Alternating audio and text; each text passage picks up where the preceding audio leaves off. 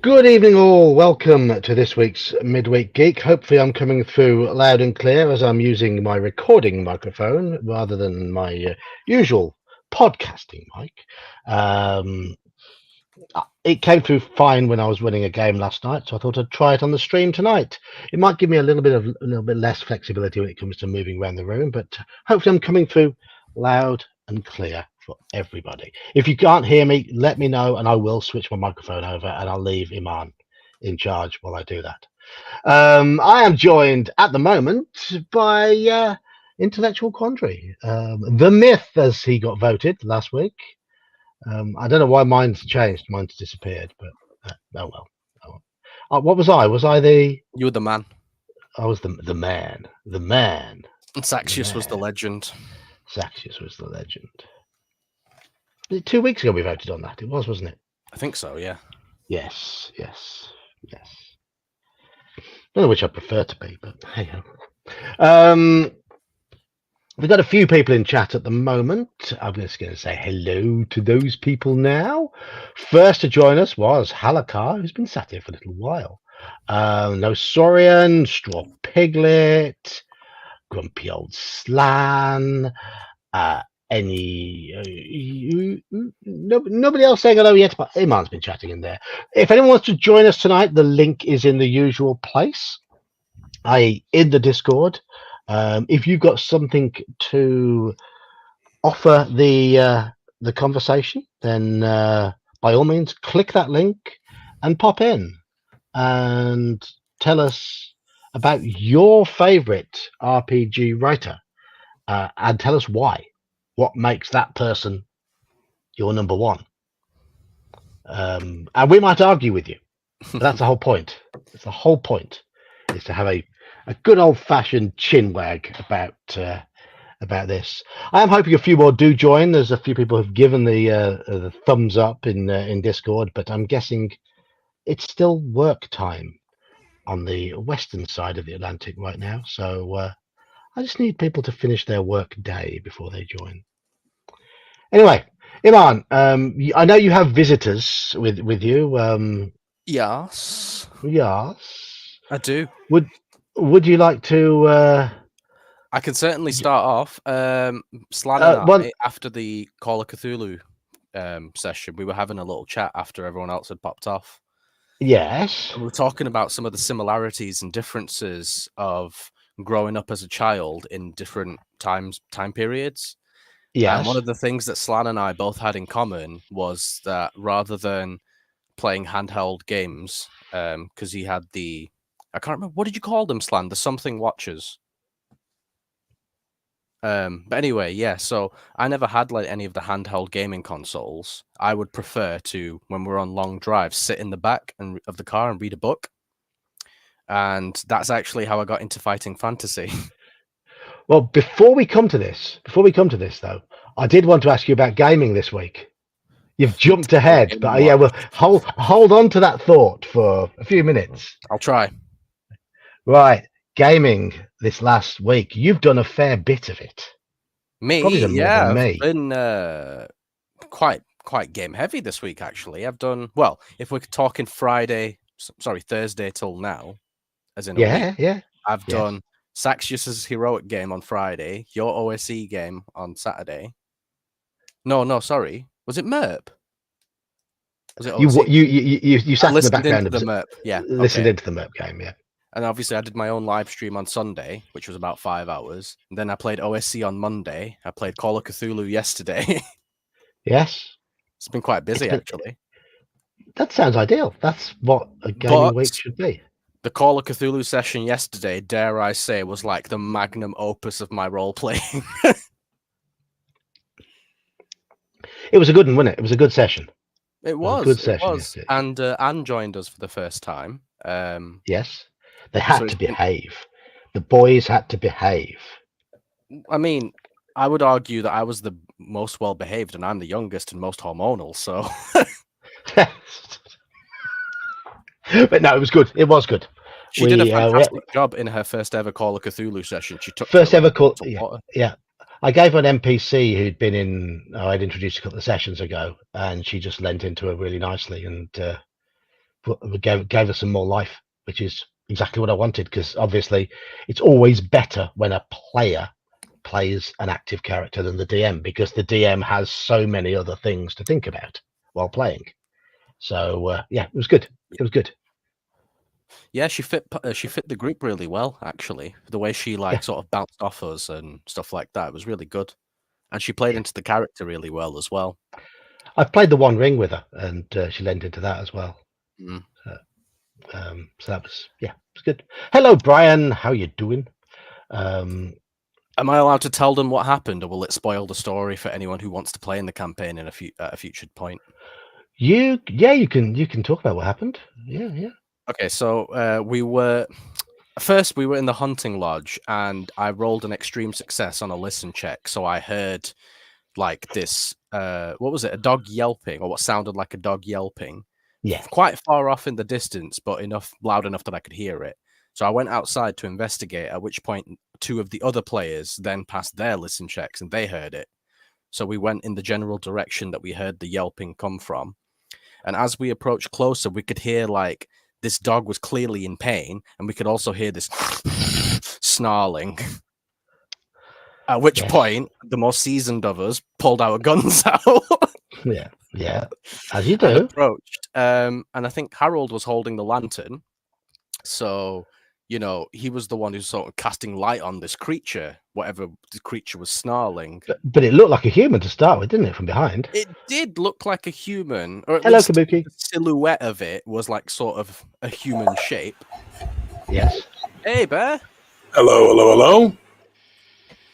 What shape? What are you talking about? Did you see a cryptid? No, I was just talking about the magnum opus of my role-playing in Call of Cthulhu. Oh, yeah. Yeah. So, long story short, I heard, a dog yelping, sounded like it was in pain, and some sort of creature snarling. So we were walking up slowly with our guns ready. We see the silhouette of what looks to be a man, and at which point, because the snow's quite crunchy, he turns around and he hears us and notices us. And I say, "Stop right where you are," and he just doesn't stop and starts picking up speed towards us. So as he starts running, a few of us fire shots at him. Doesn't phase him, whatever. He gets hit, takes damage, doesn't phase him at all, carries on running towards us. By the time he gets within 10 yards, I roll an extreme success on my shotgun blast, ended up dealing 40 points of damage to him in one shot. Because, an extreme, he rolled an impale with a shotgun. So it's maximum plus dice damage. Shotgun is 4d6, and I rolled 16, so maximum is 24. So it's 16. 46 at short range. Yeah, it's pretty useless at longer range, but it's yeah. So you have to let 40 points of damage with one hit. I don't think anyone could ever do that if they tried. You know what I mean? It's at the mercy of the dice, isn't it? Yeah. I mean, how are you supposed to do 40 points of damage with one blast in Call of Cthulhu without doing what I did? It's pretty much impossible. I just imagine it getting to within sort of 5 or 6 feet of the barrel of your gun, and you just unloading and taking he was taking a swing at Oliver, Manfred's character, and while Oliver was doing his dodge, I just went bang straight in his head. Yeah. Took his brains out. Took his rotten brains out. Couldn't believe it when I rolled a 9 on a 60. Not yet. Yep. It's pretty good. But that, of course, sprayed everyone around in rotten brains, because it was as you found out, it was an amalgam of human, gorilla, and boar parts from cadavers that had been sewn together.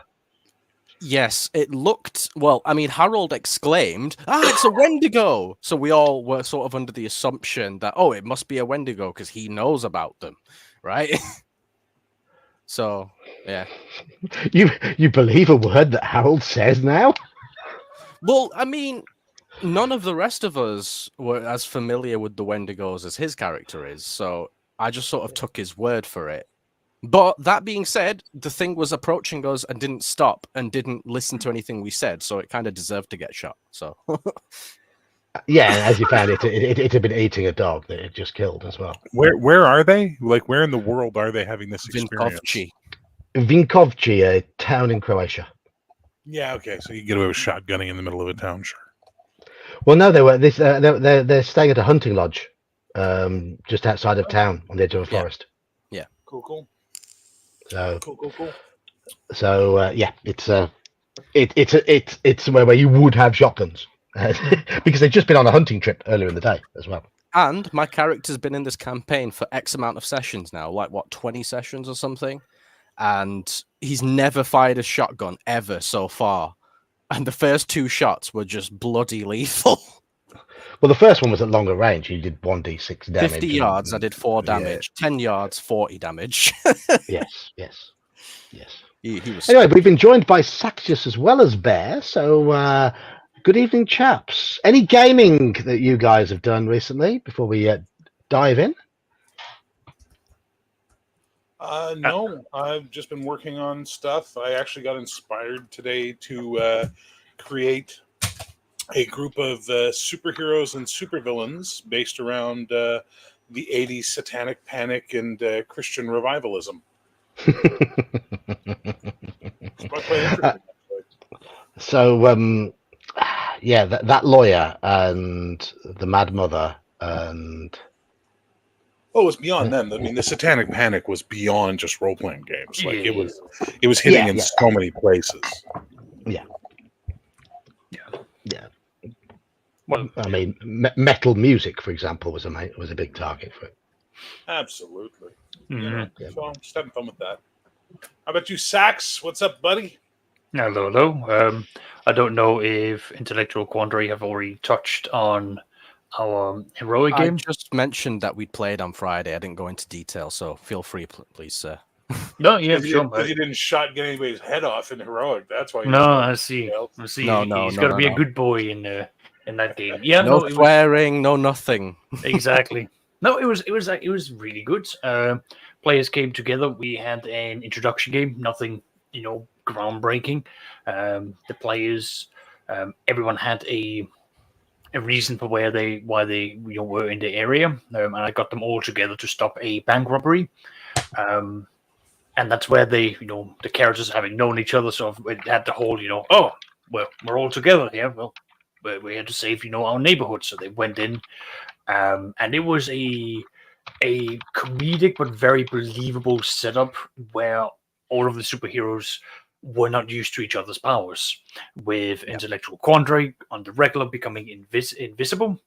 Another character, being more gadgety, being sort of ready to ambush the robbers, and a third character thinking, you know what, I'm gonna go for the most direct approach. Property damage be darned. I don't care if I'm gonna be throwing a grenade into a room, although he didn't like the fuse, thankfully. He was just doing it for scare tactics.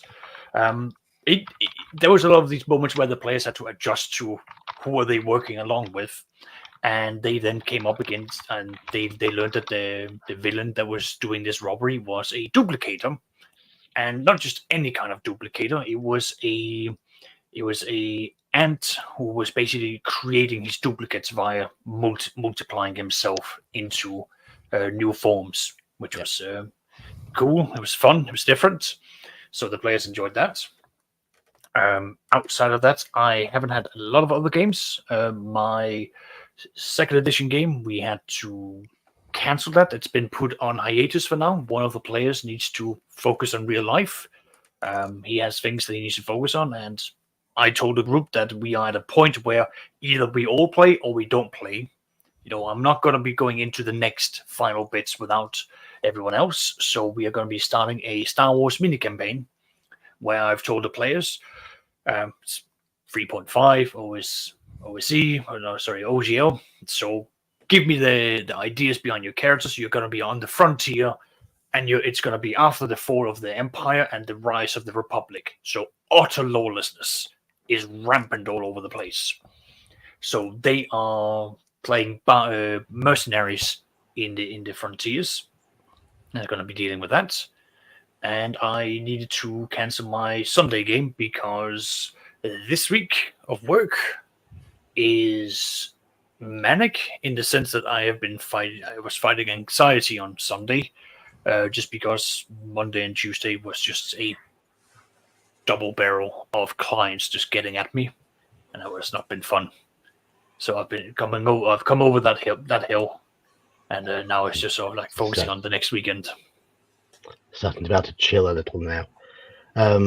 That's good. I mean, I've got a week off work next week, then 1 day of work, then another 3 days off.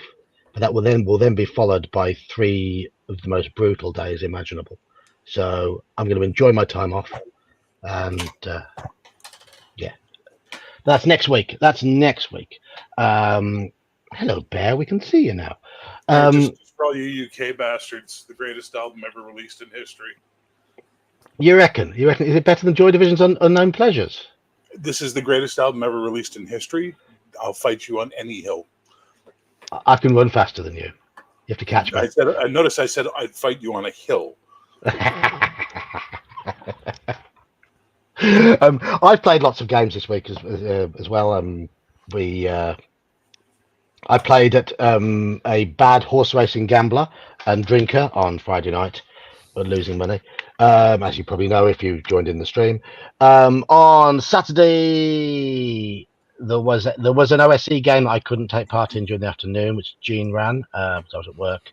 But in the evening, I ran a MERP game, and I think it's the second session in a row where we've had nothing even resembling combat. It's all been very, very role play and information gathering, which is good.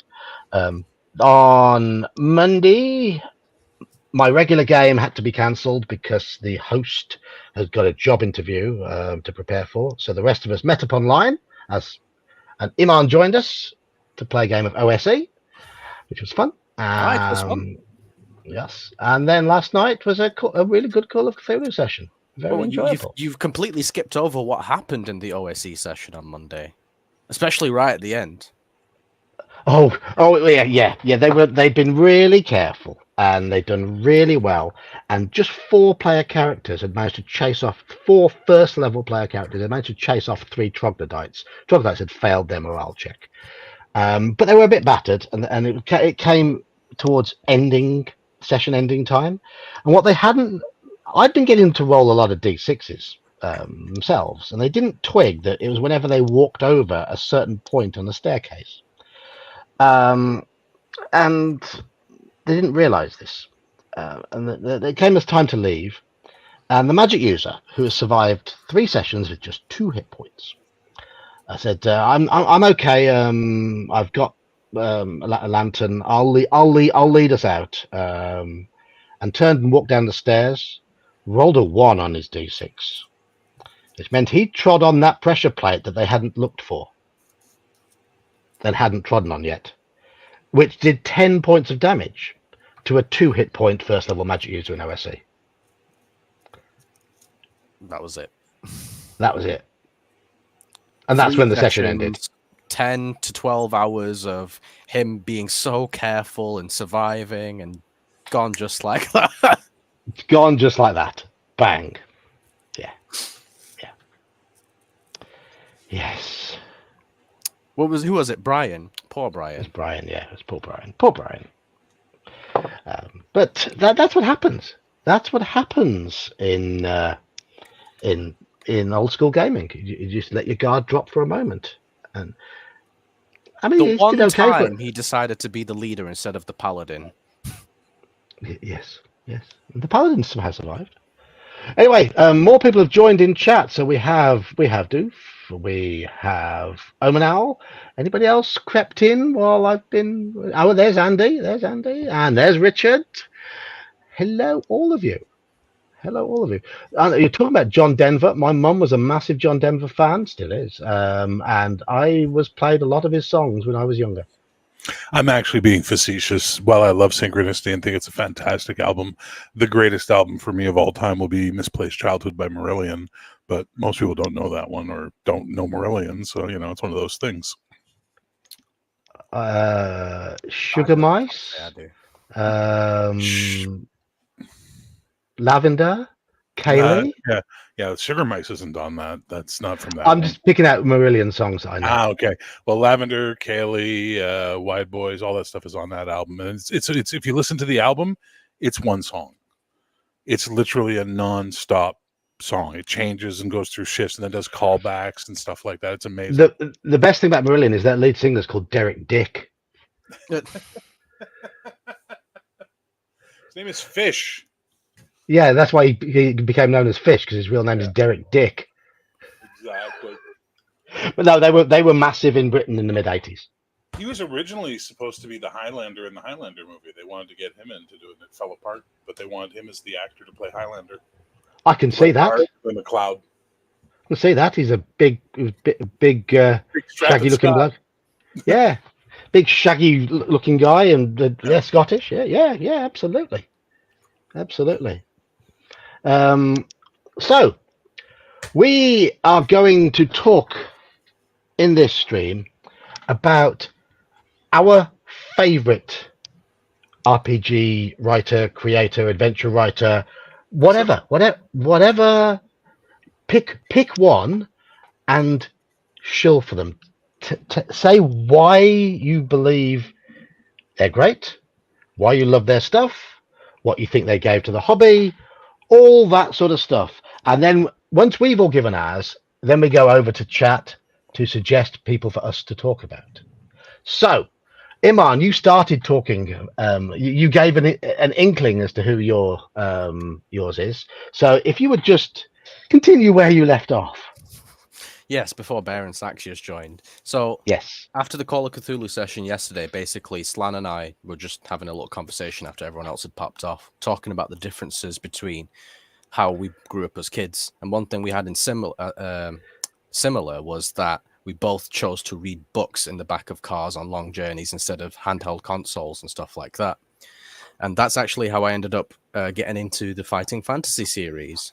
So the two names that I have to say are Steve Jackson and Ian Livingstone, because I have the most familiarity with both of their stuff. So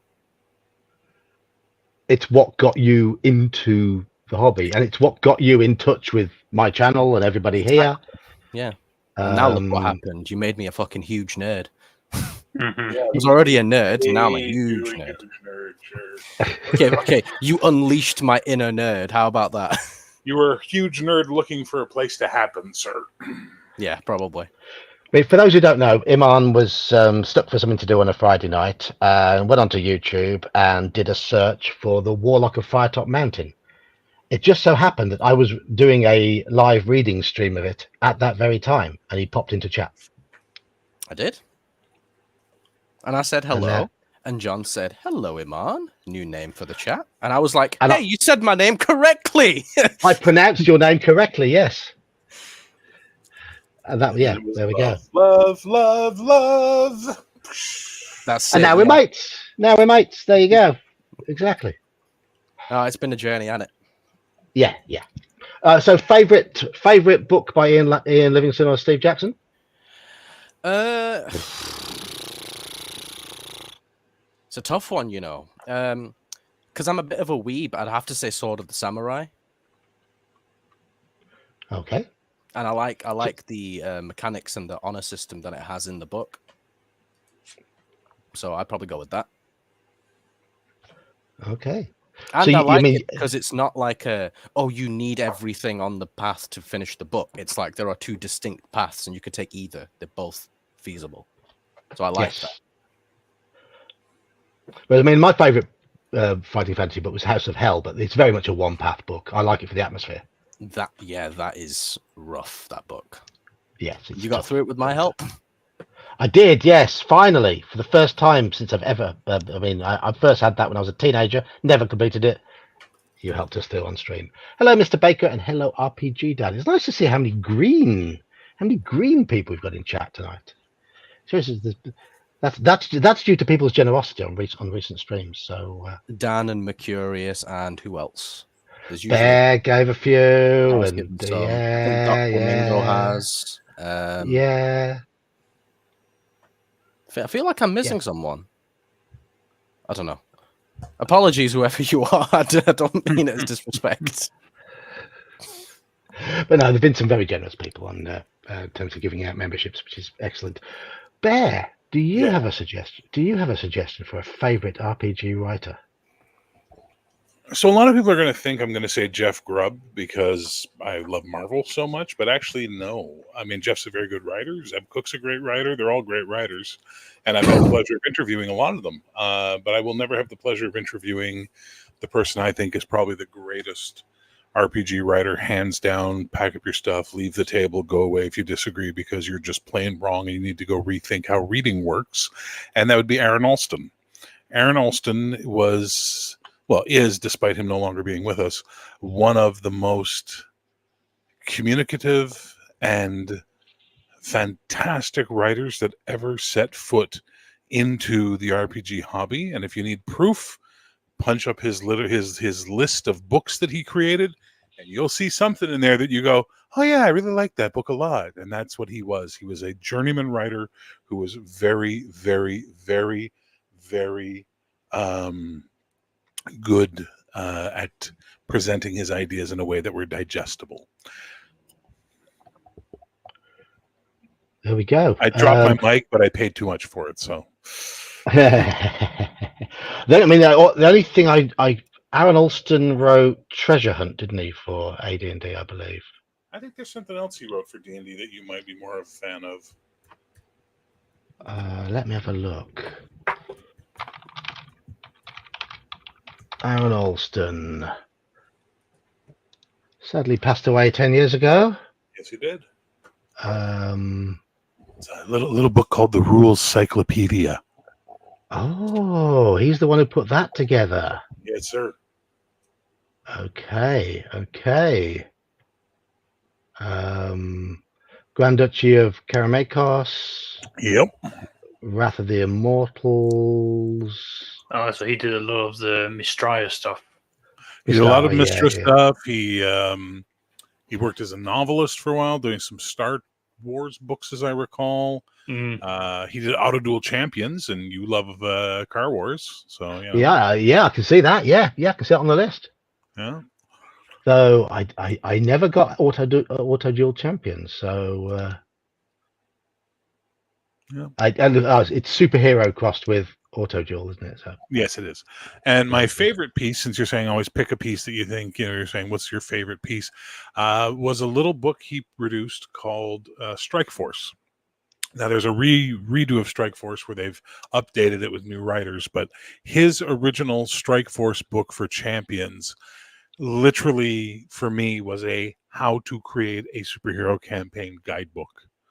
It's just that good. It's amazing piece. Looking at the stuff he did, it leans more towards instructive stuff. Yes. Treasure Hunt was was the first means of getting level 0 characters and turning them into adventurers. I got some thunder and lightning happening, so if I drop off, you know what happened. No worries. He did things like the Dungeon Master's Design Kit. He did Mythic Greece for Rollmaster. So he did a wide variety of stuff, actually. Complete Fighter's Handbook, Hollow World campaign set, Rules Cyclopedia, Complete Ninja's Handbook. So he's doing things. He's not really creating adventures, but he's creating the means to create adventures and add more depth to your character and that sort of thing. He's basically giving you the ability to be a better game master through example. Yeah. Very good choice. Saxius, follow that while I dig out some stuff by my pick. Well, I'll probably be a little bit more annoying because I have not really been paying a lot of attention to many of the writers. Purely because I've been so focused on the product for the majority of the time. I've done a bit of a look in for like the ones I've got, so I'd probably say that I'm gonna have to put my head in for Seb Cook because he did write.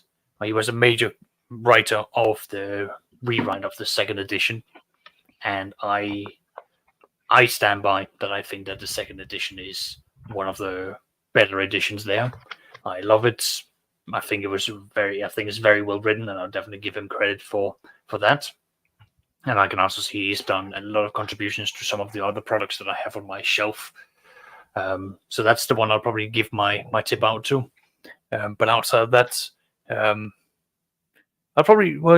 might be saying a small lie. I will have to give some credit for for the father and son that wrote both the Witcher role-playing game as well as the Cyberpunk.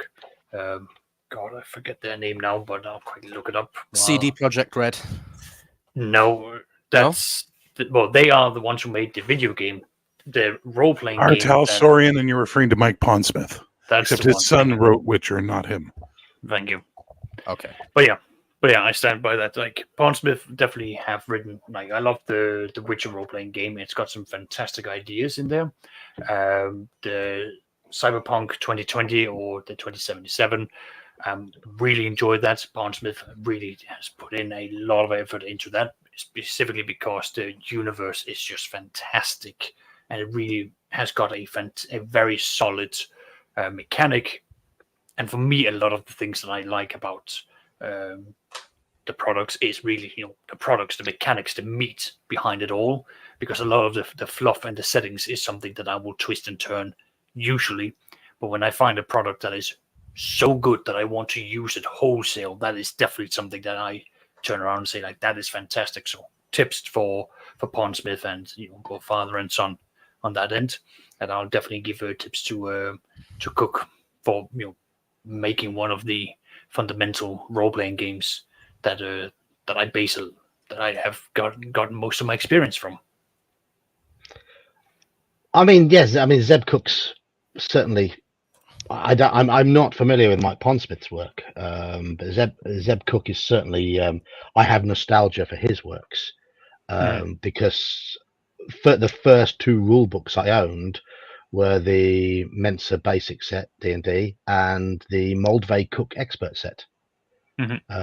But a close second in mine has been mentioned by chat, and that's Tom Moldvay.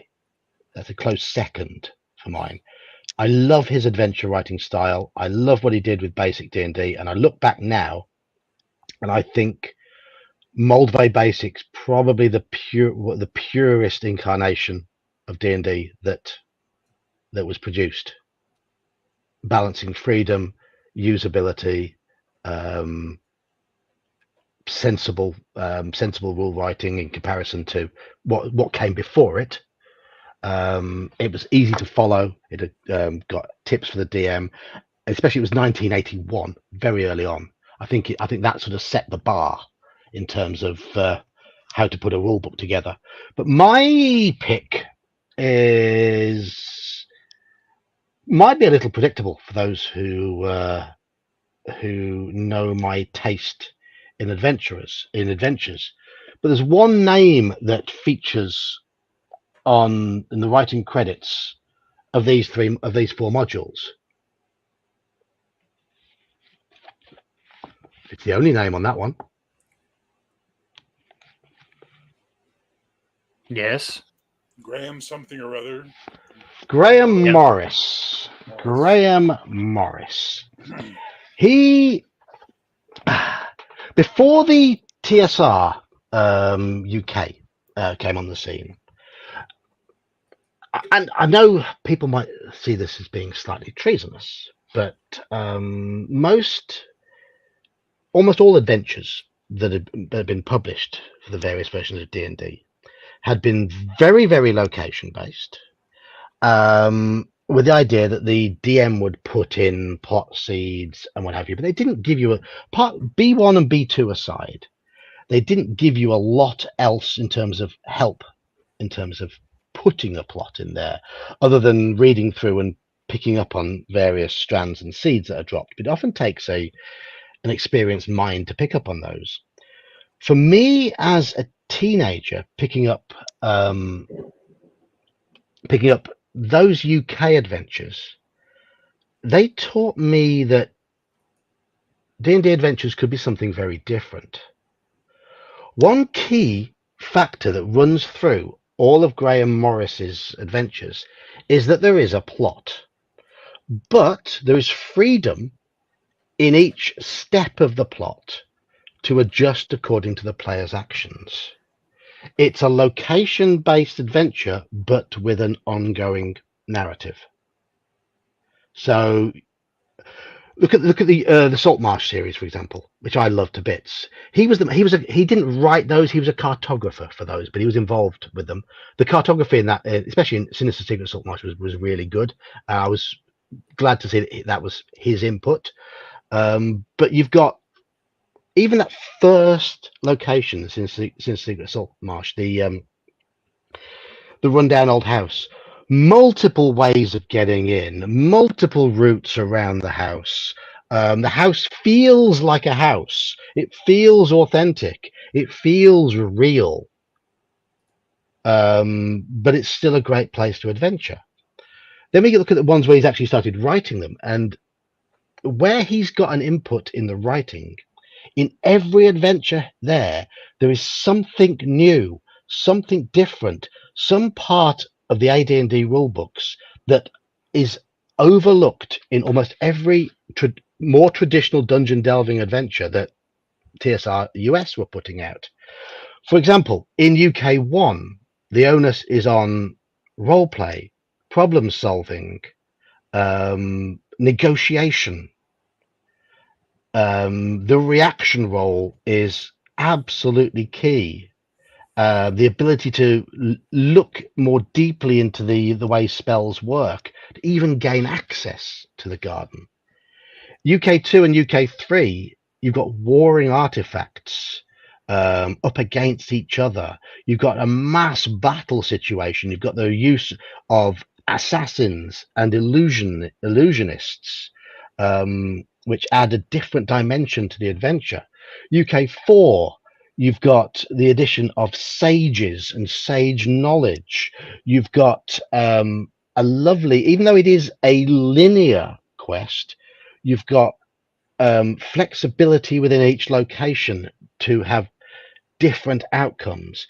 UK5 was a first level wilderness crawl for a 4-person party, which basically was an absolute godsend, because finding more than 4 players to play at your table, so here in the UK especially, was difficult. UK6 and UK7, he wasn't as much involved.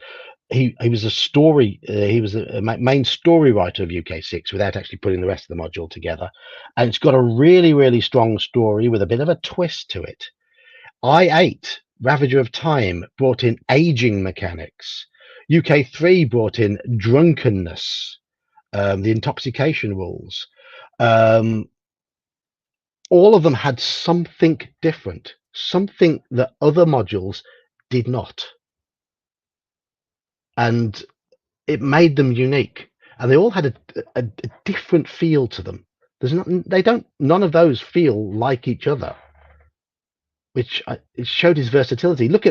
He was involved in the writing of B10, Night's Dark Terror, a massive wilderness campaign designed to bring characters from basic into expert D&D levels.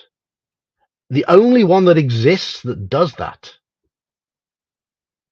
And it's good as well.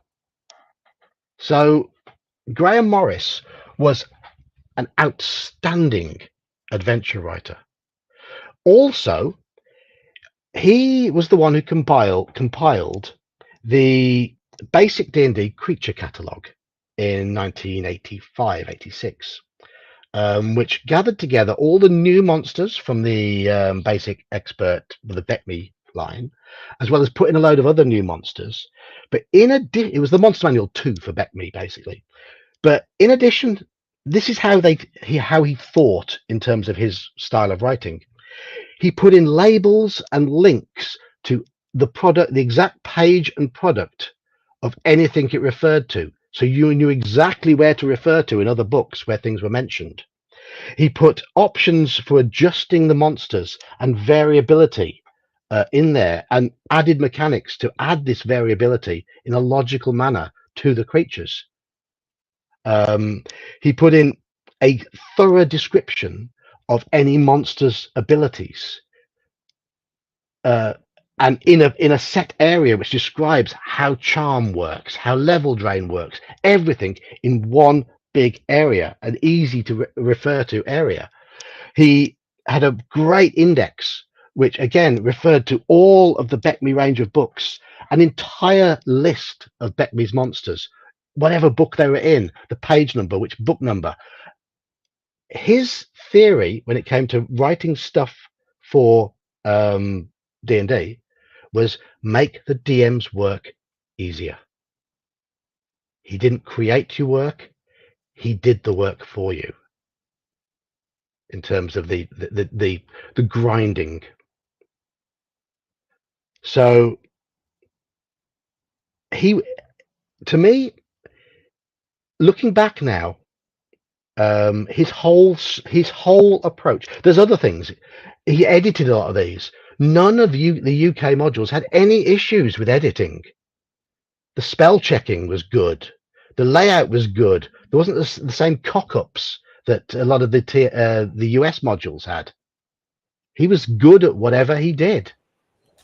So this podcast is actually the Graham Norris Appreciation Fan Club podcast. Is that what we're saying? Absolutely. Okay, cool. So there you go. That is why I believe. It's why Graham Morris is my favorite RPG author. Did he have anything to do with Beyond the Crystal Caves? Yes. Huh, I love that adventure. Yeah, he was involved in the storyline of that and the concept. Yes. Look there we are. There's his name. Yeah. I can't read it, but all right. Yeah, there you go. Harry, come down, Harry. So there you go. Yep. Graham Morris is my pick, and I might just be planning to do a video on the history and the accomplishments of TSR UK in the near future. So, right. People in chat have mentioned Sandy Peterson, which obviously I have a bit of a soft spot for as well. Yeah. Yes. Yeah. Call of Cthulhu. Mr. Call of Cthulhu. I'm not as familiar with that, despite how much that I enjoy playing it. I've never run it, and I've not read enough of it to say whether I can say he's my favorite or not, but definitely strong shout out. Hello, I'm going to say hello to a few people. Manfred's joined us. You're Wrong has joined us. I saw that Ralph has joined us. Further up, I see Jeb has joined us. Anybody else I've missed? Squirrel joined us. Sorry I didn't say hello to you sooner. It's all right. So, I've been saying hi. So, any comments regarding our picks from you three? No, because everyone has their preference for their own reason. Like, I'm not going to be telling someone like you have a terrible taste in writing. It's like No, do so. If you disagree with what any of you said, chat. If you disagree with anything that we've said, tell us. No, I would disagree with the spelling of Sandy Peterson.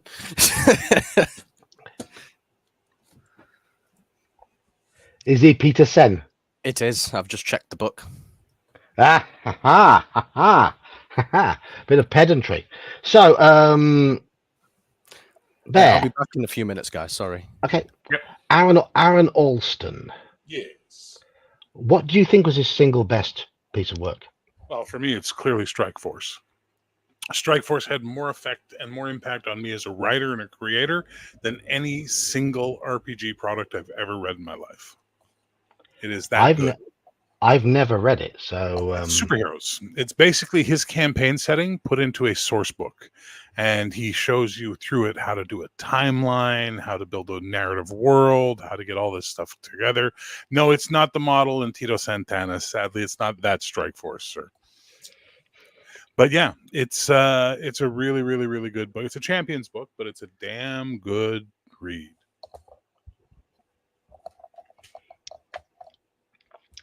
So, chat. I'd like you in chat to nominate people that you want us to consider. It was boring. I apologize. No, it's all right. It's all right. I don't know Strike Force. You see, that's just I can't talk about Strike Force. I don't know. Absolutely understandable. Just like I don't know most of the UK shit, so it's all good. Yeah. No. But I can guess. I mean, you are a superheroes person, and you like to build big campaign worlds. So I can understand. Yes, you do. You do. So it's obvious how his influence has affected your GMing style and your. It's not so much my GMing style; it's just my world building style that really was the That's thing. that's a key part of style is GMing. my own. My GMing style is my own. I can't really point to any one influence on it. It's just something I picked up bits and pieces here and there over the years. But for writing and presenting a campaign, Aaron Alston's Strike Force it's just one of those books, man. It's just one of those books that when you read it, you go, wow, so much depth, so much interesting stuff, and it inspires you to create for yourself. Or if you want to run a campaign from it, just use it whole cloth, and there you go. Right. I expected someone to say this. Brian, you've been very predictable. Brian, you've been very predictable. But here we go. Overrated. Yeah. Mr. Gygax. Overrated. Why is he overrated? Because he has pioneer status, people attribute amazing writing status to him as well. And I disagree with that. I think he was a very creative man. I think he did a good job. I think he created something very interesting. But I don't think his writing was particularly good. I mean, Gygaxian prose alone shows us where his failings as a writer was, you know? There's a charm to it, I think. I think there is a charm to the way he writes. Yes, he can be difficult to understand. He doesn't get to the point very quickly, if at all. He goes around the point quite a lot. I don't think he was a good. Go on, Saxius. As a non-English speaker, that's an absolute nightmare to deal with. I'm gonna come out and say it. Although at the time English was a dominant thing, and English is being taught these days, it's not being taught in Gygaxian prose.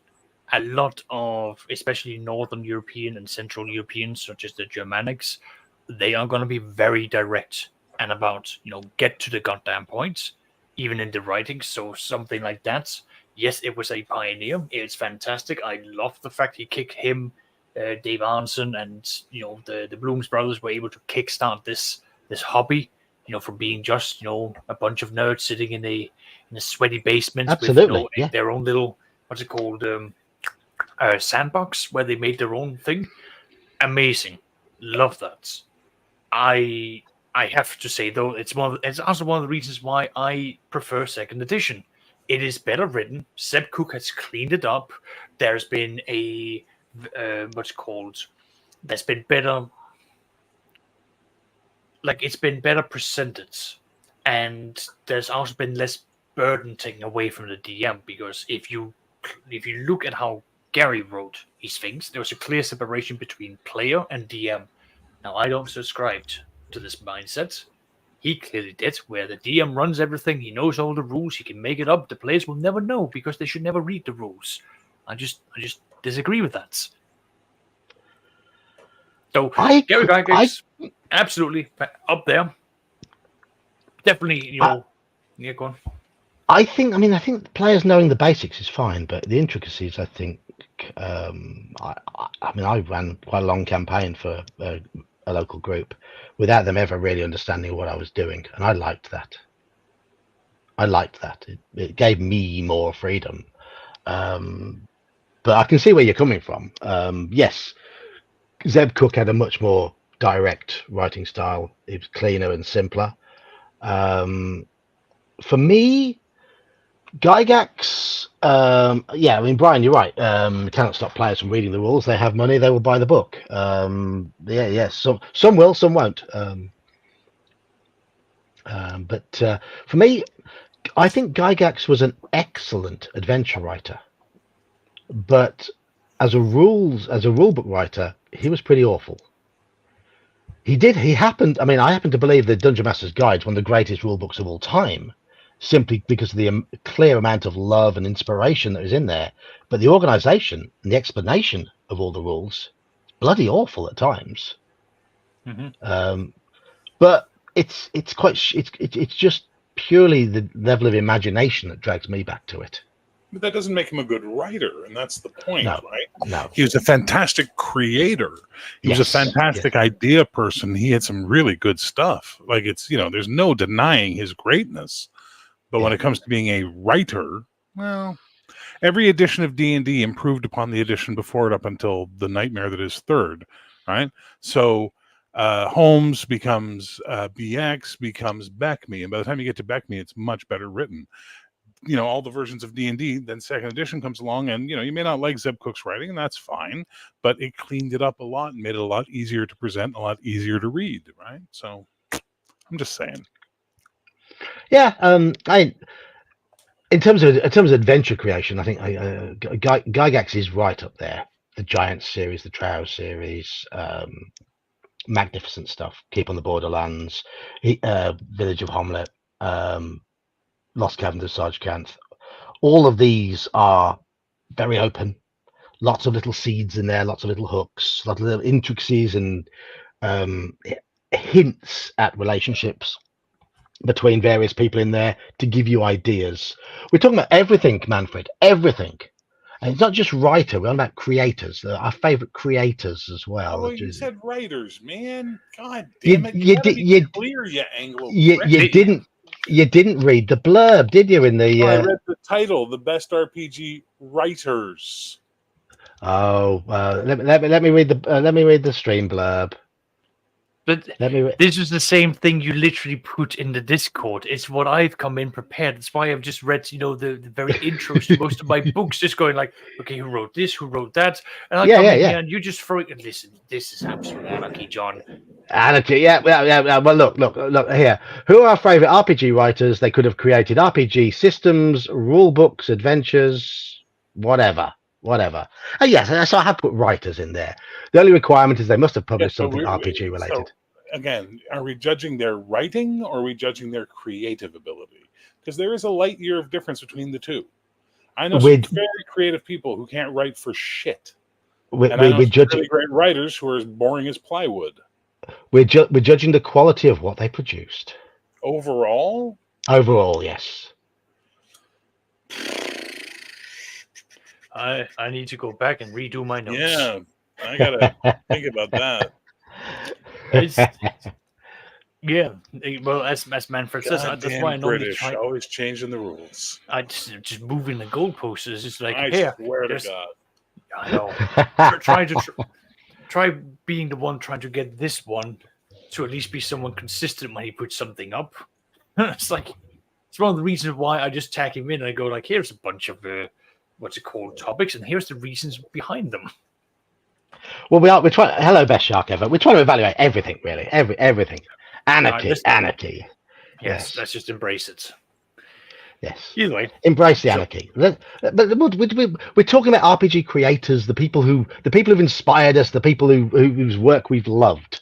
And you already mentioned why you've enjoyed Aaron Olson's stuff, a brilliant variety of inspirational works that have inspired you. Yeah. So I don't think you're. Someone mentioned Bill Slavicsek earlier in the chat. Bill Slavicsek is an amazing writer. Absolutely fantastic. And then there's what's his name who did Septimus. Oh God, what is that? I know him. Actually, he's a friend-ish, internet friend. Except you can't. He's a friend, but you can't remember his name. Well, he's an internet friend, dude. Yeah, calm your roll. Robert, maybe when I run it, I will be running it at some point. I've never run it. That's the thing. Bill Coffin. Bill Coffin. See, a lot of these names, I'm unfamiliar with a lot of these names. I want to know what they did and why they're great. Septimus. It's a D6 setting book that is absolutely amazing. That's sci-fi. You wouldn't like it. So Bill Slavicsek. Bill Slavicsek did most of the Star Wars RPG. He worked on some 4th edition stuff, some 3rd edition stuff. He's a very good writer, very well known. Very good writer. Top shelf writer, actually. But you mentioned the 3rd and 4th edition work. People have mentioned Monty Cook in the thing. I don't know. I'm not familiar with Monty Cook stuff because it's all nearly all 3rd edition stuff. Yeah, I throw Monty Cook in the same pile as Gary Gygax. Very prolific, not the best writer. You know. Again, for what we were getting at, I just want to maybe also adjust maybe what we were receiving. Like when third edition was coming around, the quantity of RPG books that was being spilled out in those quantities was just unseen at the Yes. time. Like we were going back to like second edition. You're getting a new thing every month, and that's before we start looking at Paizo and what's it called, Mongoose coming out as well. Like we were being spoiled, but it was to the point of where like there was so much choice, it was just ruining the game because you couldn't have it all. It was just impossible. It would break your game. Yes. I mean, look, Kevin Symbieta is a damn good writer. Palladium. He's not a good organizer and he's not a good editor, but he's a very creative writer and he writes very creative stuff, right? Mm-hmm. Who did the latest edition of Pendragon? I think Kevin Simbeda needs to sit down with Graham Morris to learn how to make things work for DMs. No, what we need, and this is what we're lacking in the industry right now, are better editors. That's where we're always running into problems, is bad editing. Graham Morris was one of the editors for TSR UK. Exactly. That's the thing.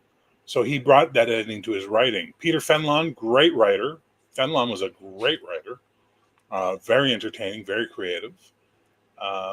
Look, there's tons of guys. There's tons and tons and tons of guys. Let's talk about them then. Let's talk about them. Let's talk about what they did. Let's talk about that's the point. We talk about what they did. Sci-fi, and you don't like sci-fi, darling. I can always sit and go to sleep while you opine about sci-fi and entertain chat. You and Saxius can just give me an easy evening by. There's nothing easy for you after this goalpost move, buddy. All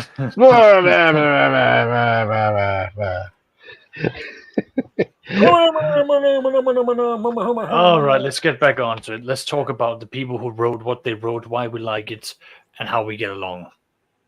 Yes. Okay. Zeb Cook. Very Saxius. creative. What do we like about Zeb Cook? I do not need to say anymore. It's your version of D&D, isn't it? It's where you. It's Well, your yeah, spiritual like, home. I know that like it's not what you enjoy, but it is certainly the one that I have seen so much for. I've got them. Like, yes, I own first edition products because at this stage, like, it's less because I want to play it; it's more because I want to collect it. But the majority of what I have on my shelf is second edition. It wins out by a landslide. It's got an entire section just for that, an entire bottom section just for all of the box sets that came out for it. I love second edition. It came out with some fantastic stuff. Seb Cook has written some great stuff for Forgotten Realms, Greyhawk, expansions, some of the green books that he came out with, like the Vikings. Loved that stuff. Brilliant things that came into it, and just the layout, the ease of me getting into the game, like really like that. It was easy for me to again to have the player's handbook, as Brian says, it's a good edition, it's a good book, and yeah, I found it easy to just get into it from that. Especially given that my English was my second language, and I was trying to read it when I was 9 years old and just about learning how to say, "This is a pen. My name is Oscar." Like, that was the level of English I was speaking at the time when I was trying to decipher this foreign language, because I wanted to play the game that badly. I was 11. It was my 12th birthday, when I first received anything D&D related. And the first adventure I ever read through was the Isle of Dread. It came with my expert set. I had the basic set that didn't come with any adventures, so I read through the Isle of Dread, and I loved every bit of it. Loved every bit, and that was Zeb Cook, wasn't it? Yeah, it was Moldvay and Cook. Yeah. So yes, I mean I've got nostalgic feels for Cook's work, simply from reading that adventure and thinking, wow, is this what D&D is all about? possibly should have started with a basic level adventure to read through, because I had the idea that you're meant to fight T-Rexes and things like that straight off be the honest, bat. but yeah, but like it was you don't see I don't see a lot of adventures that includes dinosaurs these days, so I quite like that. You know, you've got to be under special circumstances for you to throw in dinosaurs. Yeah. I'm quite happy to hear that there is a what's it called, a module where it's naturally included in. Yes, and it works. It's I mean it and it's I mean Moldvay's involved in that, and I've already mentioned Moldvay as someone I really like. And Moldvay was someone, his writing, his works evoked the atmosphere of the literature that clearly inspired him, which I didn't know at the time. Looking back now, you see that he wrote The Lost City, which is swords and sorcery. He wrote, he co-wrote Isle of Dread, which is pulp, and Lost City is pulp. Sorry, pulp. He wrote Castle Amber, which is based on Clark Ashton Smith's works. And I had no idea what these were when I was a kid, but now I know, and now I can see what inspired him. But he created great adventures based on those ideas. Plus, Moldvay put together the first good D&D rulebook, in my opinion, in terms of something to help a new DM. Because as great as it is, the Dungeon Master's Guide for AD&D doesn't really help a novice DM. It expects a degree of comprehension initially. No good for me then. Be no good for you. No. But if you were to read a D&D book, the first one I would suggest you read would be Moldvay Basic, which is what OSE is based on. You assume that I'm never going to run D&D. OSE is a pretty much direct conversion. OSE, the basic OSE is a conversion of basic D&D. It's fun to play in, but I don't think I'd like to run it. It's one of those things. Like, if you want to have a discussion of that off camera, I'd be happy to sit down for that, because it's a different approach. OSE D&D versus something as, if we take for example heroic, how easy it was for us just to sort of get into that, with that writing. And yes, I'm going to be tooting for you and your team there, Bear. I've very I enjoy it. It's taken my D&D brain a little bit to sort of get around what the system was, but once I did some playtesting along with Imam, then it sort of clicked, and we began realizing, okay, this is actually really simple.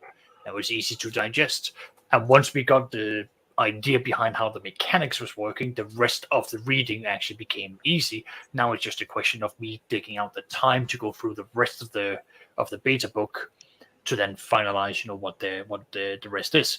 But remember, you're working from an unfinished manuscript. You're working from it currently getting its polish done right now to make it more digestible for players.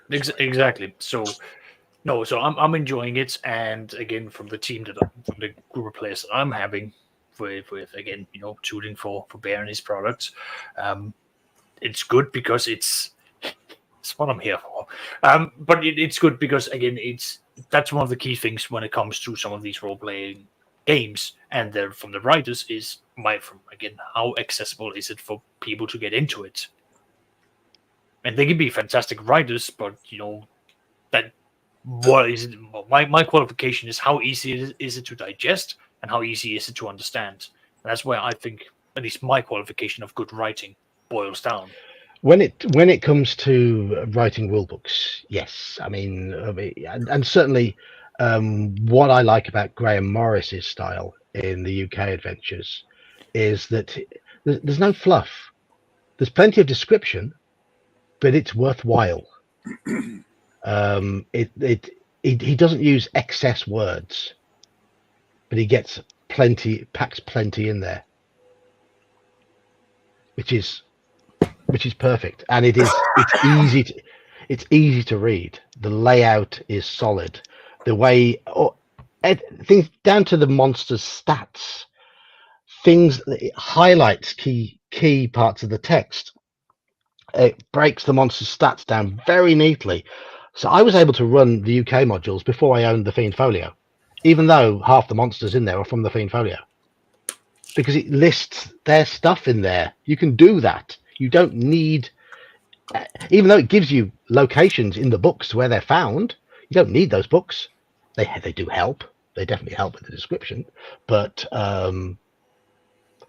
people are mentioning Graham Davis.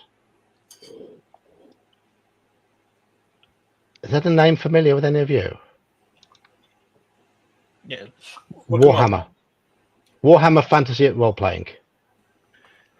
I've not read any of his stuff. I've played Warhammer Fantasy Role Playing. I played Afters and Sessions with Gingerbeard.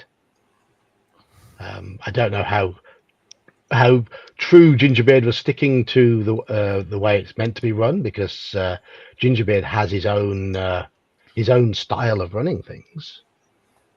But so why would people be suggesting Graham Davis? It's a revolutionary product. Oh, there we go. Yeah. First edition when it came out, it was revolutionary. Yeah. It changed a lot of what fantasy role playing was at the time. Right. Yeah. Again, D100s, but if you look at how lethal combat would be in Warhammer Fantasy, Mm-hmm. I would say that you would need to have to pull out combat and tactics from AD&D second edition to get in the right ballpark, but you're not going to be at the same level of brutality that Warhammer Fantasy would bring about. And yeah, no, I've got at least the fourth edition on my shelves, but I know that like first edition was something else. Not to mention that you are not playing just a class; you are playing almost a classless system.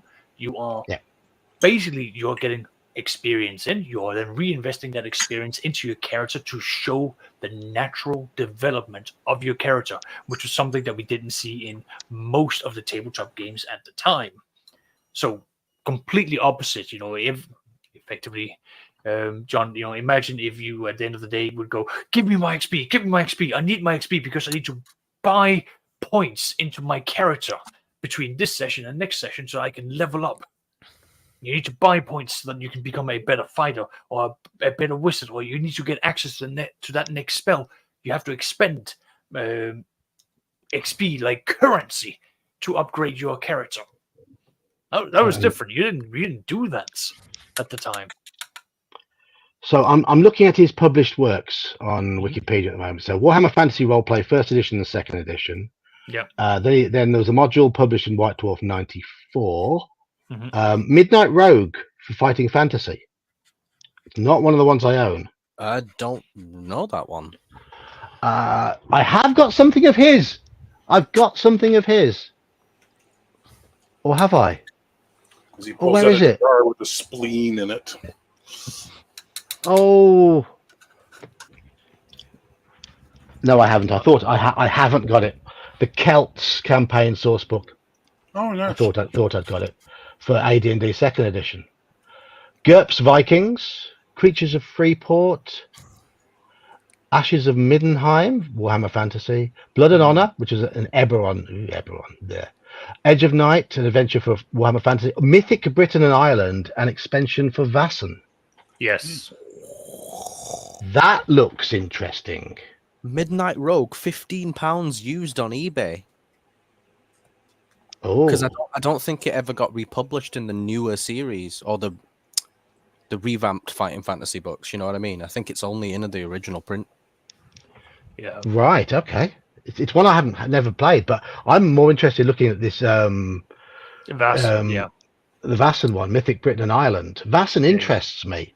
The reason I haven't actually run anything in Vassan is it's it's that Scandinavian feel to it. I don't know if I could actually carry it off, but if there's a Britain and Ireland supplement for it, I'd be interested in that. All right, let's get looking into that.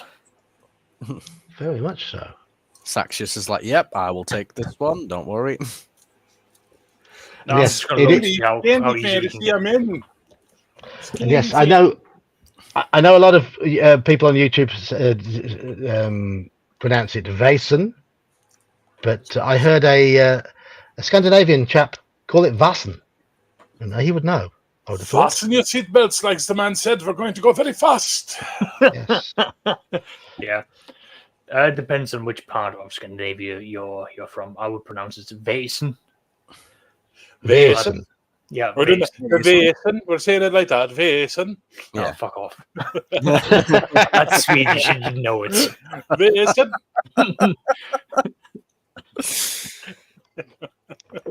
So, Fy fan vad halvväder det blir här. I don't know what you're talking about, but I'll go over there and take a look. but no, it was a Swedish YouTuber who said Vassen. So. Right there, that's our problem. Sweden.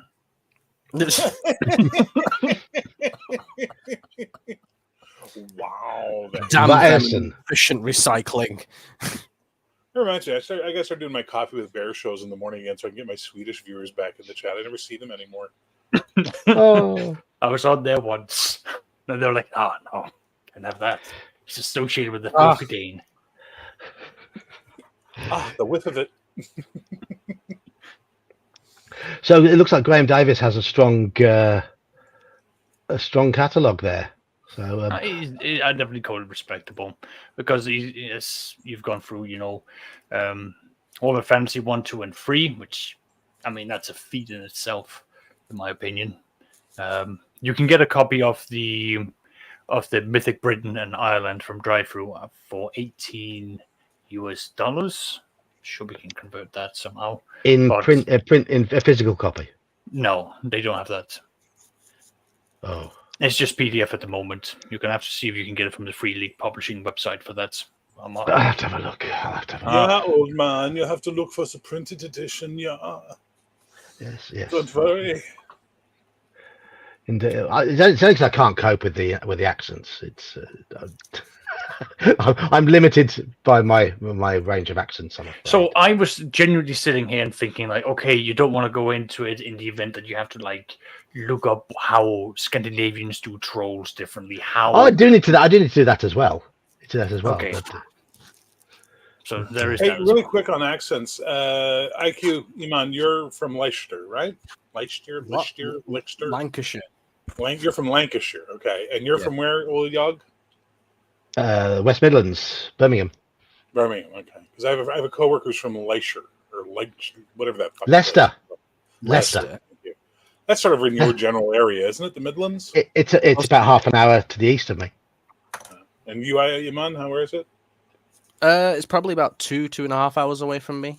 Oh, please, 2.5 hours. You're in the ocean. Come on, your country's not that big. What? It's bigger than 2.5 hours down. Yeah. You're driving in circles. What are you doing over there? Iman's 2 hours. Iman's 2 hours north of me. Saxius is about 90 minutes southwest of me. Yeah. Well, I guess it's Swedish. Anyone crowns have a for this Russian one. accent impression? I can, but You don't do Russian accent? Why not? You not do that? Why not? Come on, do it. It's easy. Comrade, I normally save it for my Tovarish, it's nice to see you again. Very good, very good.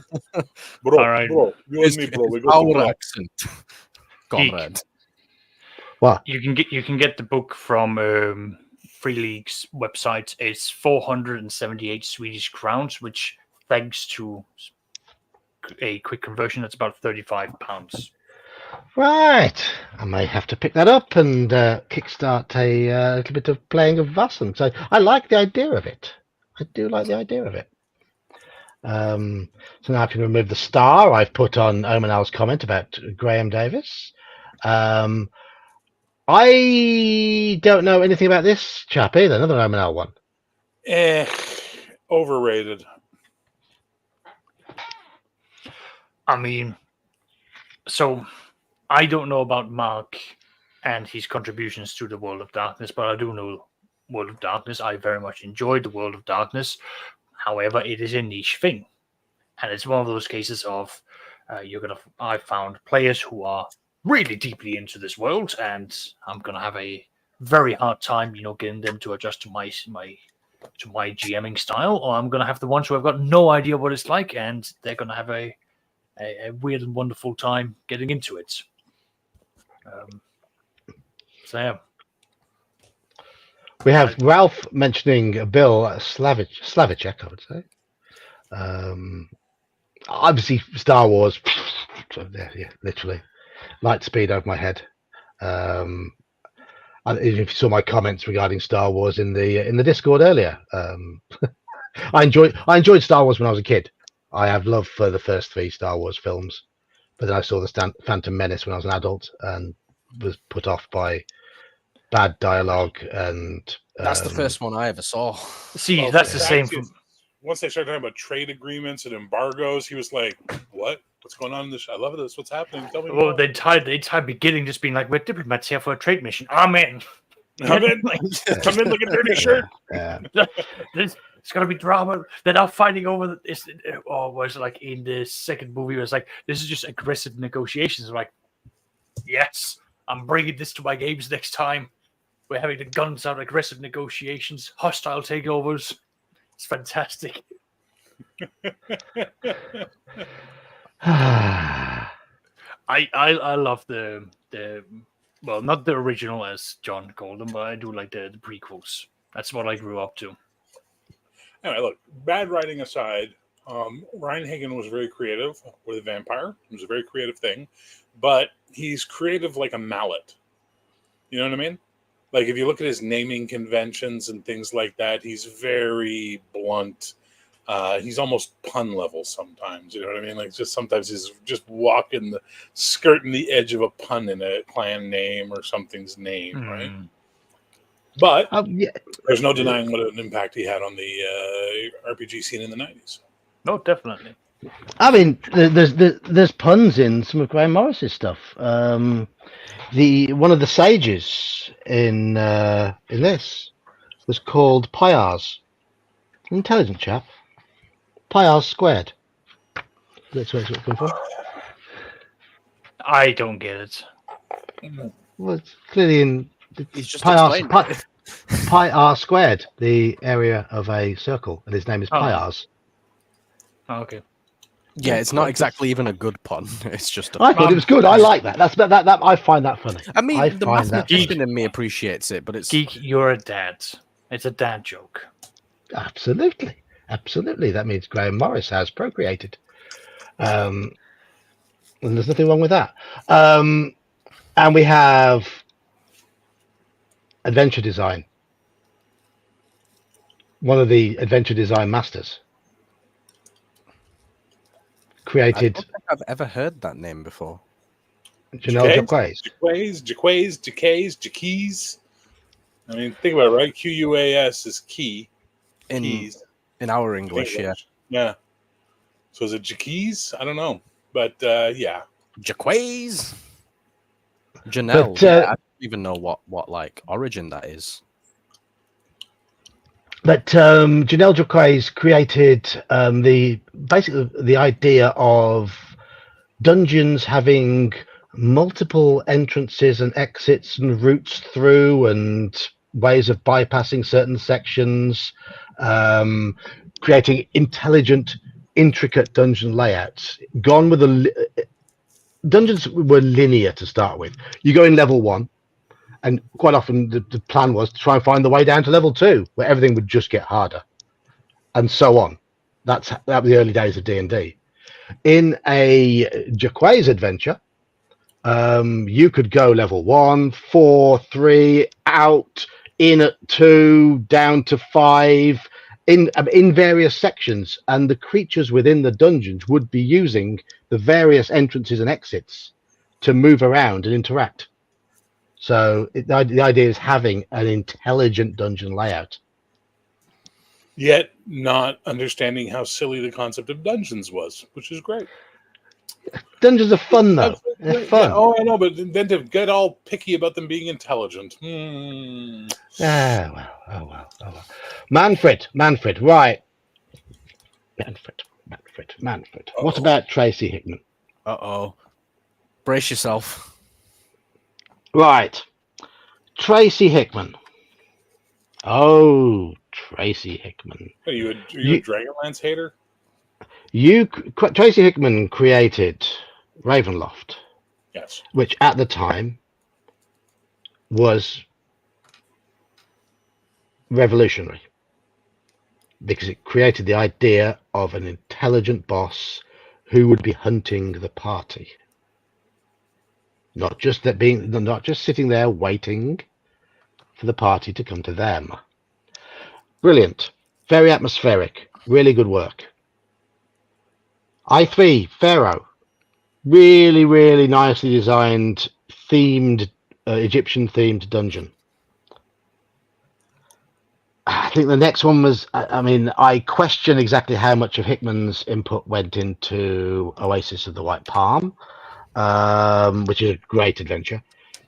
I5 Lost Tomb of Martek was a mishmash of ideas, none of them given enough attention.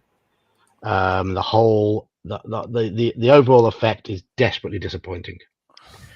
And then Hickman went down the Dragonlance line. Oh, Rahasia for basic D&D. I don't know enough about that one. But the Dragonlance line. Dragonlance. I like the setting. I enjoyed the novels when I was a kid. But the modules were just so linear, and there were too many of them. They just saturated the market, and it created the idea of playing through somebody else's story. Yep, Tracy Hickman is indeed a man. Yes. Created the idea of playing through somebody else's story. And no, for what it did to me as a kid who loved picking up the modules for ideas and things like that, it was unforgivable.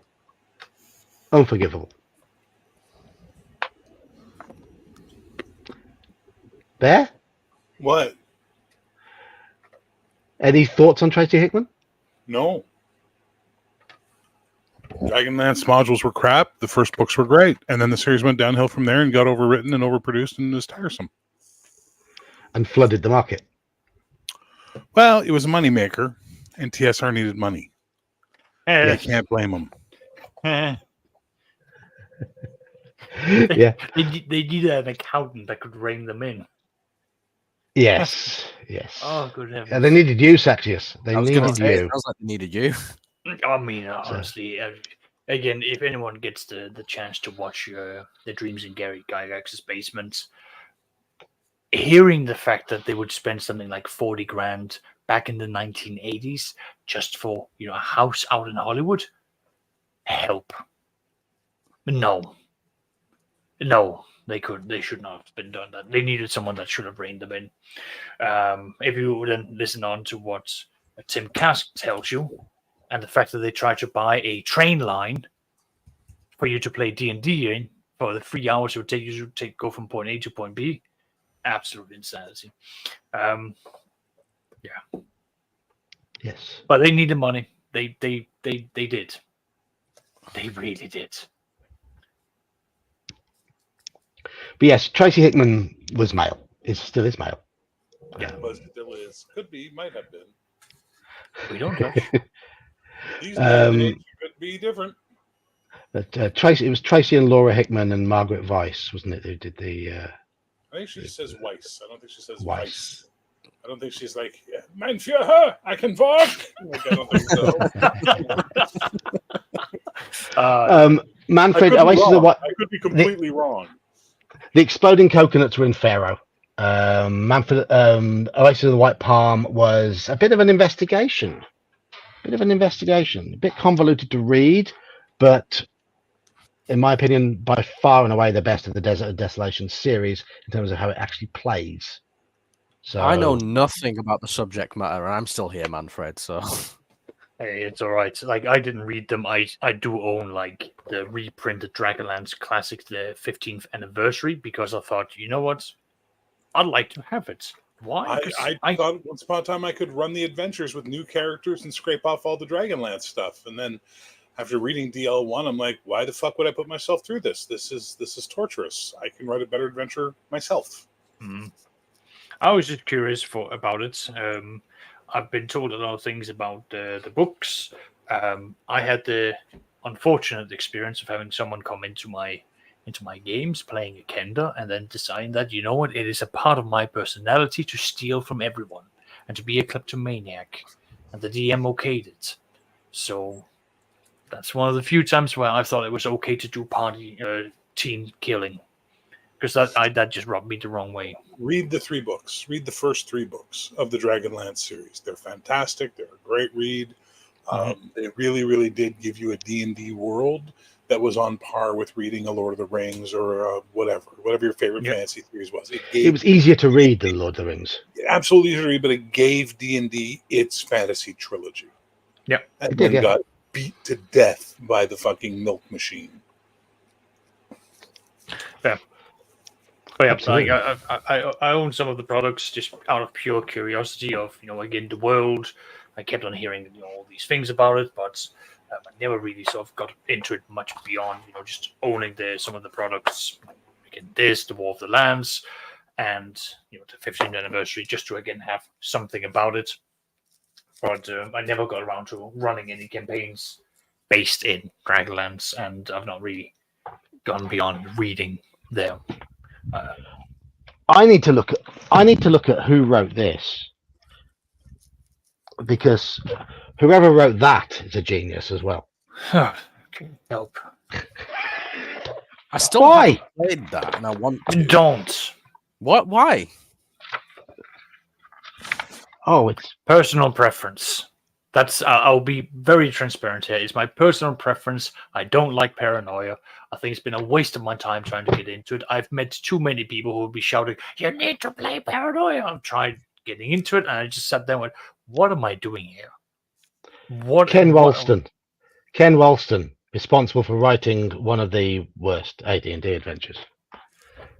And as Ralph calls out, "All hail the computer," as I will be told many, many, many times by my university attendants.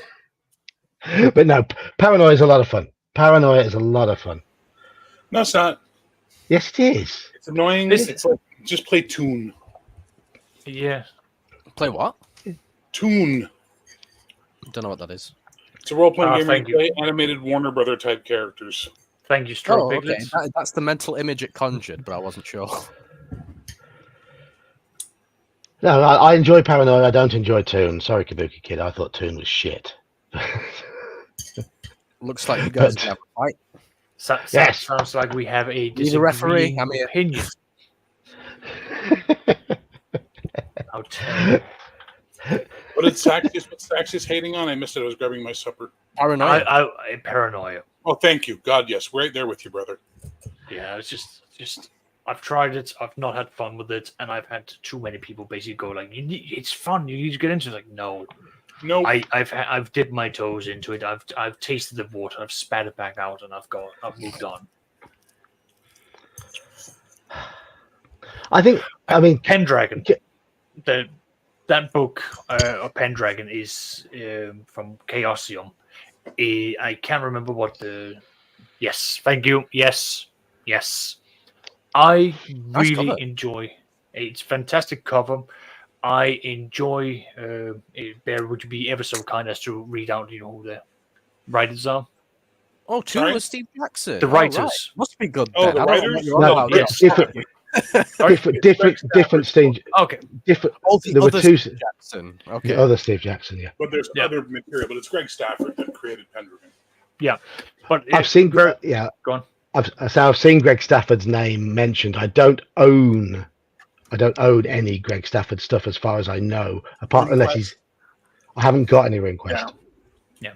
It's an acquired taste, Pendragon, and it's one of those where the DM or the narrator definitely needs to be sort of upfront about the fact that you are going to be coming into a very linear game. There's going to be certain things that's going to be set in here. Your characters can probably be killed off either due to bad rolls or bad luck or terrible decisions. But I found a great enjoyment from it because I love the idea of you playing as knights. I love the idea of you playing in a setting where the fantastical really is fantastical. You meeting an elf is a very big deal. It is not like in D&D fantasy where it's like, oh, it's an elf. He's just another one from out there in the deep woods. It's like, no, I'm off to the elf bakery. You want an elf cake? I've had a player sell another player to the Fae because he wanted his child back. I loved how this setting allowed me to do these things to my players. I loved how my players, after the rise of Uther Pendragon, the defeat of the battle in Cornwall, the what's it called, the kidnapping of King Arthur, and the fall of the Age of Prosperity under Uther Pendragon led to the times of turmoil, and the players just went absolutely bonkers with, we now need to centralize, unify, do all of these things. It was great. I loved this game it can go in the directions of you are just simple knights doing your mission all the way over to you're playing the grand game of kings and queens. Really enjoyed that. So again, that's a personal preference. I like everything I've heard about Pendragon. I just don't own it yet. I'll probably end up getting it at some point, but I don't have need for new gaming systems for me to run at the moment. It's called John. with the D20, John. John, there you can. The BRP system, they just bring it down to a D20 instead of a percentile. John, there are books in Pendragon that allows you to generate spreadsheets for your mana.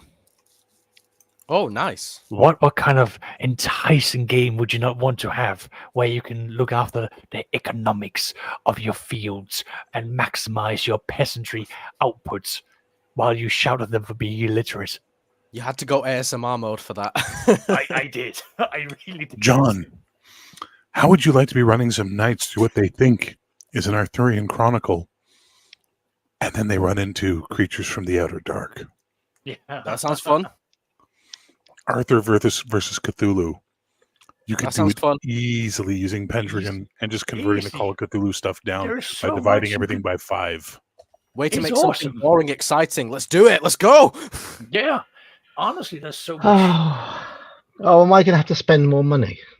Yes, Yes, you Brian. are. Yes, I do talk about spreadsheets like that. Why? Because it's fun.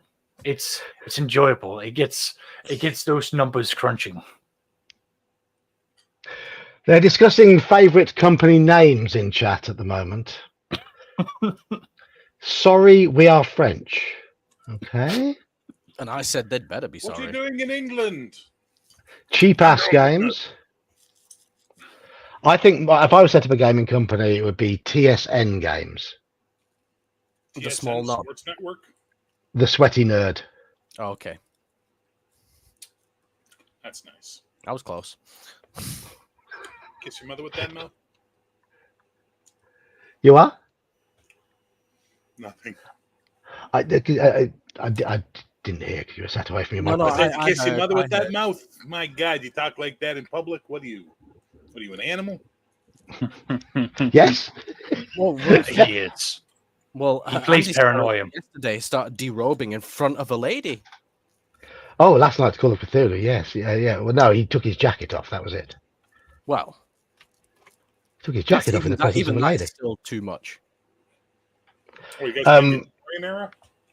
In the I must 19 say, Bear, I'm glad Mike isn't watching this stream at the moment because you consuming sausage would cause issues. why it'd make him jealous? Flashbacks to your game con. Yes. And still my most watched video this year. He's never going to live that down. It's poor Michael. Poor Michael. Yes, indeed, he does like sausage. So, writing styles that we really do like. and authors that we really do like. Does anyone want to dig in with someone you really don't like? Oh yeah, absolutely. Give me a moment. Go on then. Go on then. We set Saxius off. Well, he was already sort of raring to go after you mentioned the Swedes. Now he's off. Here comes half of Saxius's collection. He's there going, that shit, this is shit. Haven't burnt that yet. Here we go. Off you go, Sax. Over to you. Halakar, you and me both, mate. Varg Virkens. If it... Oh wow, that's Yeah. Now that's, yeah. That's the dodgiest RPG creator of all time. Yes. Why? Oh, this story. So let me just quickly summarize. No, please explain, because I'm an idiot. Go on. No, that's fine. You don't know. Well, basically to begin with, he actually is one of those when you go like, oh, he's a NA Seti. Right. He's actually one of them. Right. He is actually. He genuinely is one. Yes. I didn't believe it at the time because I thought, this word is thrown out so much. I don't believe it. I'm gonna go follow him for a little bit. I found his YouTube. I went digging. I went, this is not good. And he kept on going on about his book. And I had already ordered a version because I wanted to see how bad it was. It's in here. You will find what he believes in here. And the mechanics behind it is even worse. Reading through this book, I have found myself just thinking, what? Like, combat is cumbersome. I don't mind that it's brutal. I don't mind the fact that he has decided that, okay, we're going to go all in, Vikings. But when you are also going for an audience that is not speakers of Norwegian, and you are then going to be introducing the letters from Iceland, that is very bad decisions. That these are not good. These are not very good ways. From what I've heard, that's the least of his bad decisions, though. Oh God, there's so many of them. Like honestly, it is one of those cases of, like I'm just trying to stick to like the product and here, but like him as a person, I mean, he has openly admitted that yes, he has taken another human being's life. He has gone to prison for that. Okay. He has also been found guilty of doing arson against churches. A lot of this he has basically said, this guy. Yes. Fuck This guy. Yes. So that's definitely this one. Guy sounds like a prime example of why you should separate art from the artist in certain circumstances. Definitely is one of those cases because he is. But in this case, I would not even like. No. That case, it doesn't matter. Everything he's done is fucked. It is bad. Like the book here is bad because he regularly updates it. Again, I'm now just going to focus on his business cases, and he updates this book, which means that this book right here is like 7 editions behind. He keeps on updating it, which means that you have to buy a new book regularly. It is terrible printing. Like on this page, you can basically see it is grayed out because there's a lack of ink. Whereas if I turn it over a few pages, here you should be able to see that there's at least a little bit of a difference. Like it is just night and day for some of these pages where it is just terrible product. He was trying to charge me 50 euros for this. And I managed to get around it by finding someone that was selling it secondhand, but it's just terrible product from start to finish. I don't like it. By a terrible person. Oh, yeah, terrible product, terrible system. Didn't enjoy it. It's not easy to get into. I bought some of the expansion books again just to sort of see like, okay, how much is that going to be? The expansion books are like pamphlets. They're useless. They're not worth the paper they've been printed on. So there you go.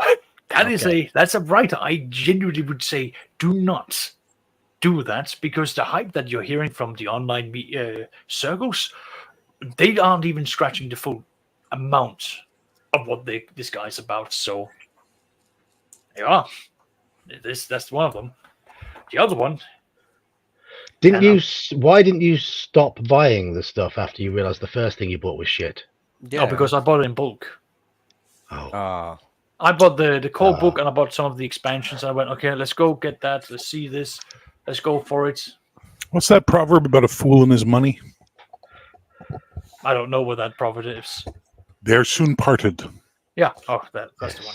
Yeah. So I've learned it. I keep it on my shelf on the pure sense of do your research. I don't think any of us can top that in terms of an author we don't recommend. Hello, Mercurius. We've gone through a lot of authors we like and discussing some of the famous RPG authors. I just asked my panel of one whose work they hate, and Saxius just went dive straight in at Varg, whatever his name is, and showed us why. Yeah, showed us why. So I have a follow-up. You have a follow-up? There's more. Let it If come. Varg cannot fulfill his duties as the most hated writer, this writer will step in. Who is it? Yeah. Here comes a new challenger. I am not going to say his name because he has put up Google alerts. Show his book. You should know this. Oh, cuntbag. Yes. Oh, okay. Yeah, I'm embarrassed he's Canadian. I used to be in his crowd, so hang out with him and what Really? have you. Yes, surprise. Wow, I would never have suspected you to be a pretentious prick.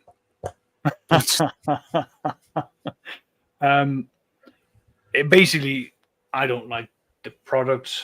The more mature I've become, the more I've sort of realized, okay, I don't like how he behaves online either. And I find it to be off-putting. But that's again him, and I'm going to be focusing more on the product. I don't like this product. It is way too restrictive, and it's way too focused around you have to play in a very specific setting for this. It doesn't open up for a lot of flexibility. I don't like the way he's been building his classes. The thief is horrific. Honestly, whatever work he's trying to put into that, I don't like it. The fighter is the only thing that's anywhere decent. The barbarian, that should have been rewritten completely. I don't like his take on magic, because it's the whole thing of like it's just magic, but it's not like magic. It's like it's what this person's thought what historical magic would be perceived as, and it's like it's pointless. There are some good things, like I love the insights I've gotten from history out of it. I like how I've been able to take some of this and lift it up and have like social classes in my future campaigns that's based around the medieval times. But everything else, I wouldn't run it. You know what? You know what's funny about this?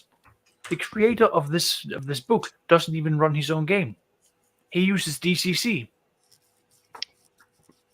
That's just That's quite telling, isn't it? I find it baffling that when you make your own product, you don't even run it yourself. You just use something else. But wait, it gets better. You see, if you actually dive through and This is the most active I think Saxius has been on one of my streams. We've really got him burning the calories tonight. If you actually go through that book and you read it really carefully, I mean, very carefully, you will find that there is a mandatory excerpt giving this book as a prime source material. You bought that? I did. Wow.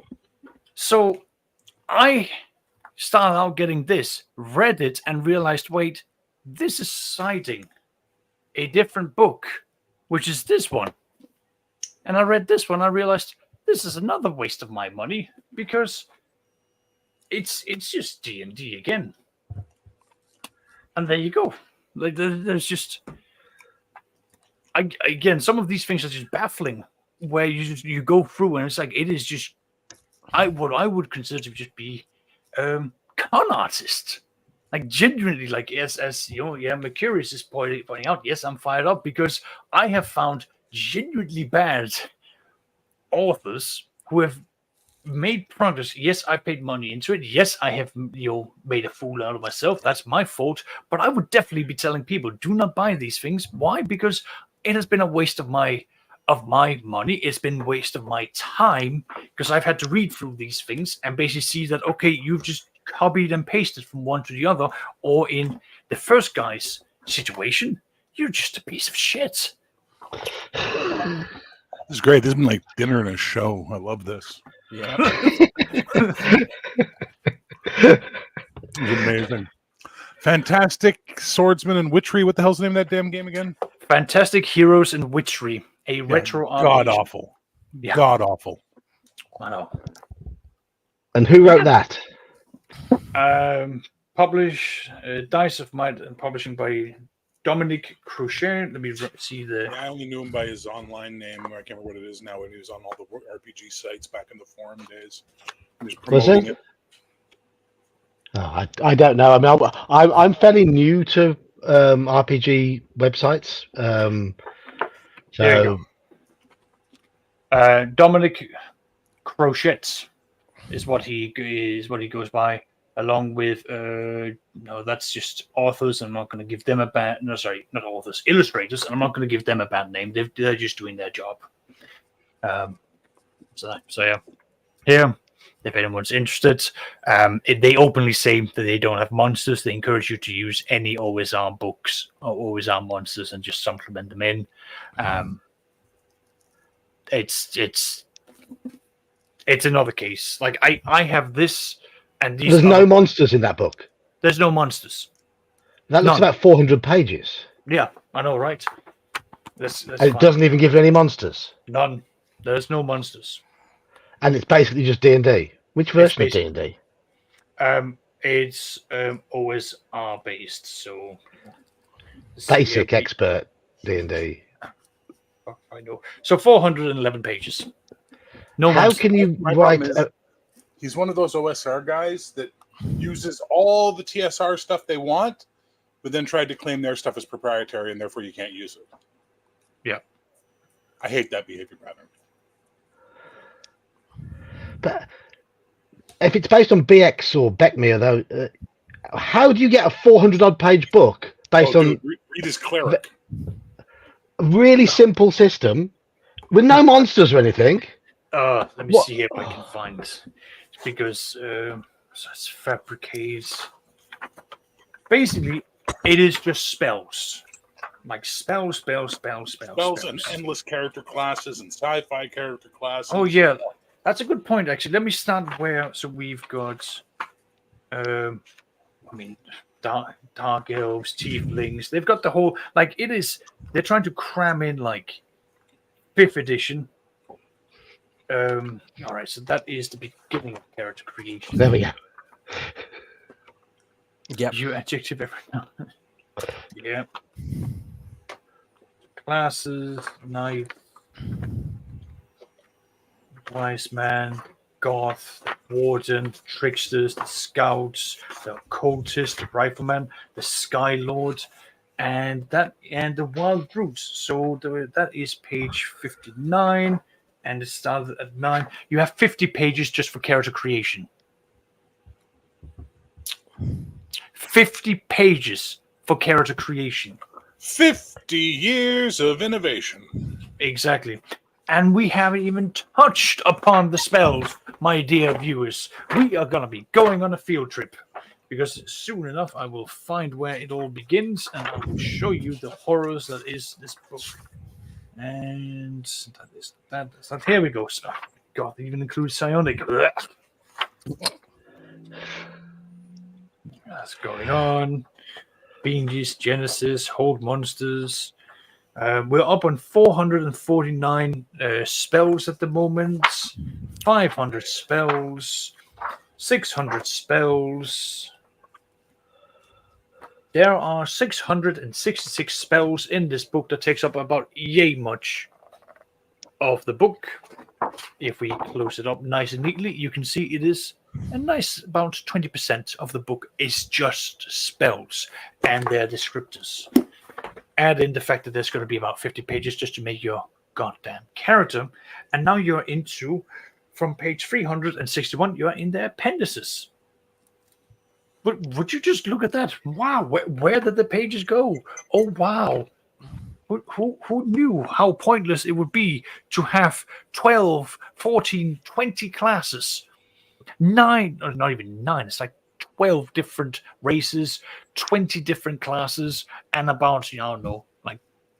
And a partridge in a pear tree. Yes, thank you.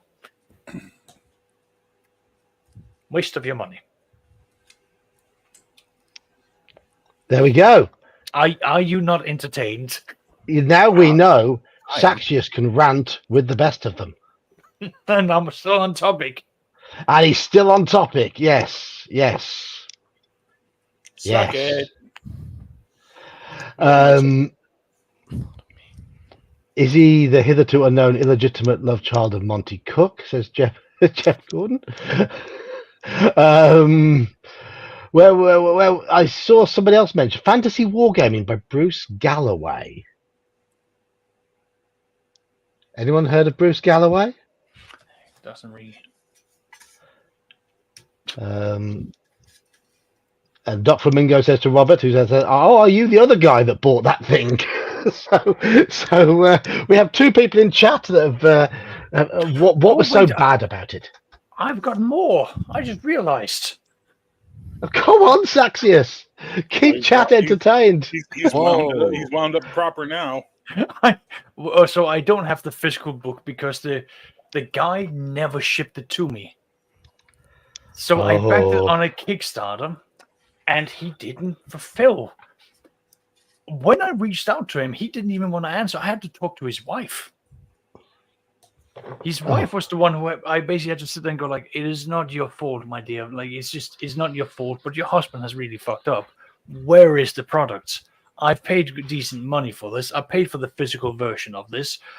I didn't even ask for anything, hell, I paid for like a custom art from the big for a cover, and I said I skipped that. Like, I just want the product at the end. Let's see here. It was simply called. Oh, it was Matt Hawkman. Nice. Matt Hawkman got that. Good. Yeah. Good. I was just looking. Always nice when familiar name gets it. Coco's dropped a bit of a bomb in chat, which I had no idea about. Where? What? Where? What? Just What? Where? slightly above the bottom.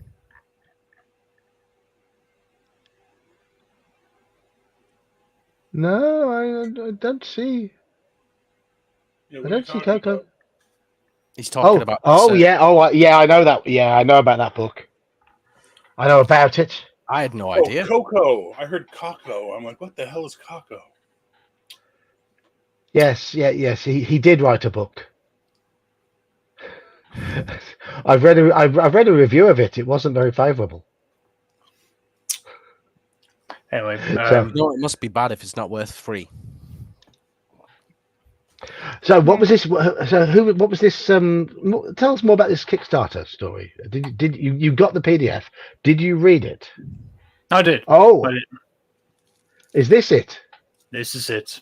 So I have scribbled out the name of the guy's wife and their last names. That's not fair. I'm definitely going to be shouting out against David because he done fucked.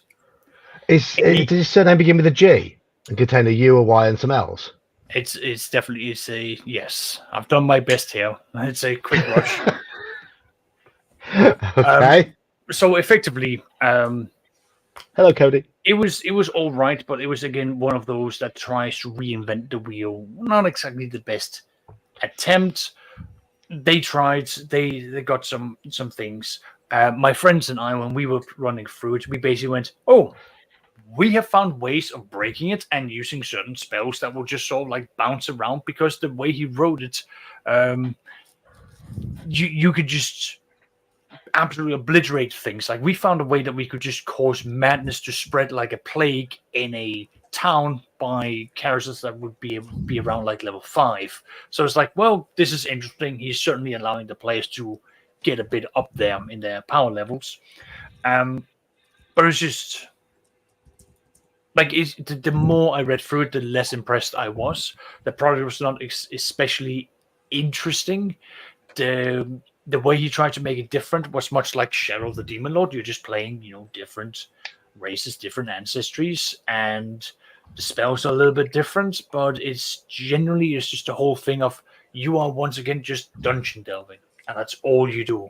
There's no like grand way of like building it out. It's just, here's a bunch of monsters, here's a bunch of dungeons, here's something different, and go down and do that. It's like, it's not interesting. And the gentleman himself, David, when COVID came out, he would not shut his mouth. I understand that we need to separate, the creators at time. I understand people have got different views about things, but I am not interested in having the Patreon be the place, or the backer or whatever. Sorry, the Kickstarter to be a place where he is going to start ranting and raving about his beliefs when all I want is just a goddamn RPG. He went so political that I just got turned off. And at the end of the day, I was basically telling, because he didn't want to talk to the people that was reaching out. His wife had to deal with all the communication, which again is not fair. And I was simply telling her, I don't care at this point. I just want my product and I will go away. That is all I ask for. And even at that point, they couldn't deliver. They couldn't even give here is a code to get it printed and you pay for the shipping. They couldn't even accomplish that. Hello, Paul. Go on. No, I was say hello to Paul. We can't see Saxon's face while he's ranting. No, we can see we can see him ranting from behind Brian's face, because Brian has been a most generous soul, given us a couple of dollars, and wants to know Saxis' top 3 fantasy game systems. Oh dear. Oh. Like systems, as in they have to be different. Actually, you know what? I'll just start from the very beginning. My top one is definitely going to be AD&D, 2nd edition. Love that to pieces. Love the modularity that I can have from it. Love all of the things I can steal from it. Outside of that, I am going to go out and say that I really like the Witcher game. I've mentioned it a few times before. Let me just drag it out here. The Witcher role-playing game. Again, it is using the same system that Arthurian games used for the Cyberpunk. Interlock, thank you very much. They're using the Interlock system, and I love the fact that you can play as a merchant, you can play as a witcher, you can play as a warrior, wizard, the whole 9 yards, and it really sort of immerses you into the world of the Witcher. It is so brutal. It is brutal.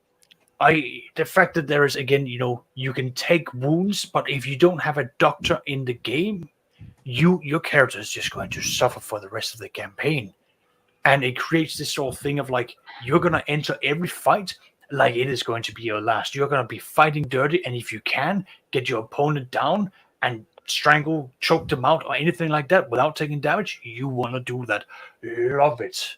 The magic system is also different because it really strains the magic users and the magic casters, meaning that if you're a wizard, you are going to get targeted because you can do a lot of damage, but you can't take a lot of damage. It really plays that fine balance.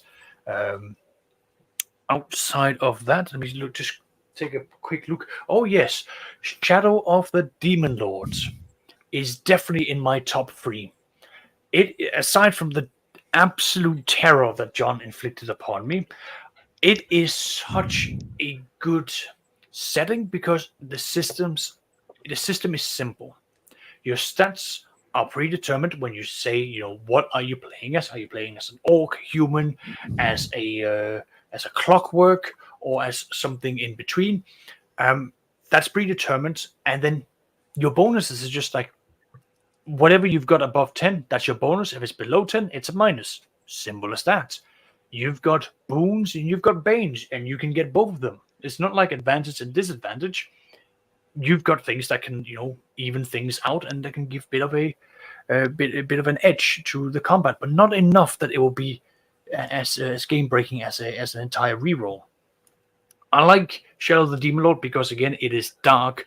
Magic has consequences. If you cast dark magic, you are going to be corrupted. You are going to go insane, and you're going to be doing some awful things. Oh, And we there did is- some awful things. Most importantly about Shadow of the Demon Lord, there's an end game. You're going to reach level 10, and you're done. That's it. And you're going to have to start all the way back again to relive the horrors. But I love the fact that there is a game that is ballsy enough to go out and say, we have come in with the specific idea that when you reach level 10, you're done. My thing about Shadow of the Demon Lord, I mean, I thoroughly enjoyed the game, but I did think that we got too many powers too quickly. It does that, but you also need to scale it up in accordance. But Yeah. it's a part Say of the game. thank you, Doc. Thank you very much, Doc. And I can see that Slan, Anders, You're Wrong, Magnanimous Gedson, who was here on Friday, I believe, Mhm. and PBR Street Gang. No, I don't know who PBR Street Gang is. If you're there, PBR Street Gang, I've Street seen Gang, his name on a stream before. you have. Okay, Yeah, so I recognize all 5 of them, so that's great. I recognise 4. So that's fantastic. I'm sure he commented on one of the Friday streams, maybe. I could Possibly, be wrong. But possibly. You're wrong was right today, Brian says. You're wrong. It's the perfect pedantic gamer name, isn't it? To call itself You're Wrong. Yeah, but I could be a pedant and say he's got the wrong "you're." But okay. Yes. We have told him that before. Have we? Oh, I haven't. Yeah. Well, now I have. Unless it's a wrong belonging to you. Yeah, Exactly. my wrong. Quit Yeah. His presuming wrong. his possessiveness.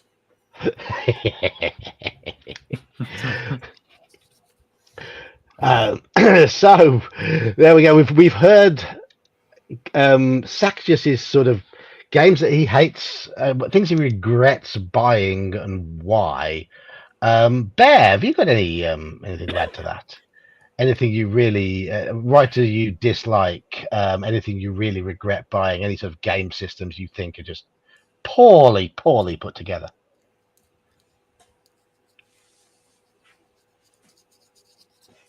I was a There's a pedant lot. before we met, Slan. Don't worry. There may be. Yeah, there's a few games behind you. I'm sure there's a few that you don't intend to play. Yeah, there's a few that I maybe don't care so much about. Yeah. But I believe, if I'm not misremembering, Bear, you did also at some point mention that you don't regret the purchases because they have helped get you where you are today. Yeah, they've helped Exactly. figure out what you don't like. Yeah, I mean, Yep. I've kept the ones that I didn't like because now I can show people like here why I don't like them and why you shouldn't buy them either. Kabuki Kid, that's always worse if you're a female. Always. I mean, the things I've bought that I don't like, I can't think of them. I generally PDFs. I don't buy many PDFs, but I've regretted most of the PDFs I've bought. The only ones I haven't really regretted are the One Ring starter set, which is good. I bought some OSE materials as well on PDF, which are good. I bought a couple of Call of Cthulhu adventures. One which was appallingly written and contained all sorts of things. Advice to the DM I just don't agree with. I can't think of the name of the author. I enjoyed running it. I thought the idea behind the adventure was good. It was just very, very poorly written, very clumsily written, and the tone of the writing was exactly the type of tone that makes me go, "Stop it!" You yell at books often, do you? Oh, you have no idea. Yeah. At least in Five. my case, you believe it. Me just going into my man cave and just looking at my books and go, no, you terrible, terrible books. The adventure was called. The adventure was called something like 5 in a Bunker. Wait, The is he idea was talking great. about Wait, which one is he talking about? The Yorkshire It's one. No, it's No. 5 in a Bunker. It's got Hound of Tindalos in it. The idea behind it's quite good. It's just so heavy-handedly written. I've reviewed it on the channel. I gave it about 5 out of 10, mainly because of the just dragged down by the poor quality of the writing. But that's the way it goes. That's the way it goes. Sometimes I don't know the name of the author. I can't think of the name of the author off the top of my head. Because I've not bought anything else by that author, and I wouldn't, because even though that particular author shows imagination, it's just the way it was put across was just preachy. That's the word, preachy. So anyhow, anyone in chat you want us to talk about in chat?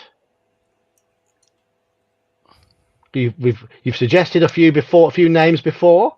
Anyone else you want to suggest? I mean, I still haven't. I'd like an example of something that Bear doesn't like. I really would. I want Bear to go on a rant. Is it his turn now? He's ignoring me on purpose.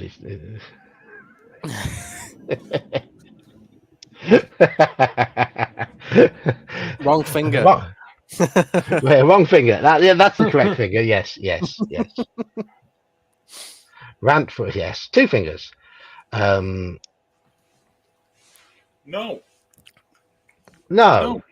You spoil sport. No, it's not that. It's just there's people I dislike. Bear doesn't hate everything. Come on. No. Straw Piglet has his view of me. Let him enjoy his little delusions.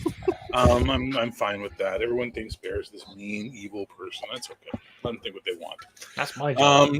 Yeah, no, I tend to dislike people more than their products, if that makes any sense. No, it does.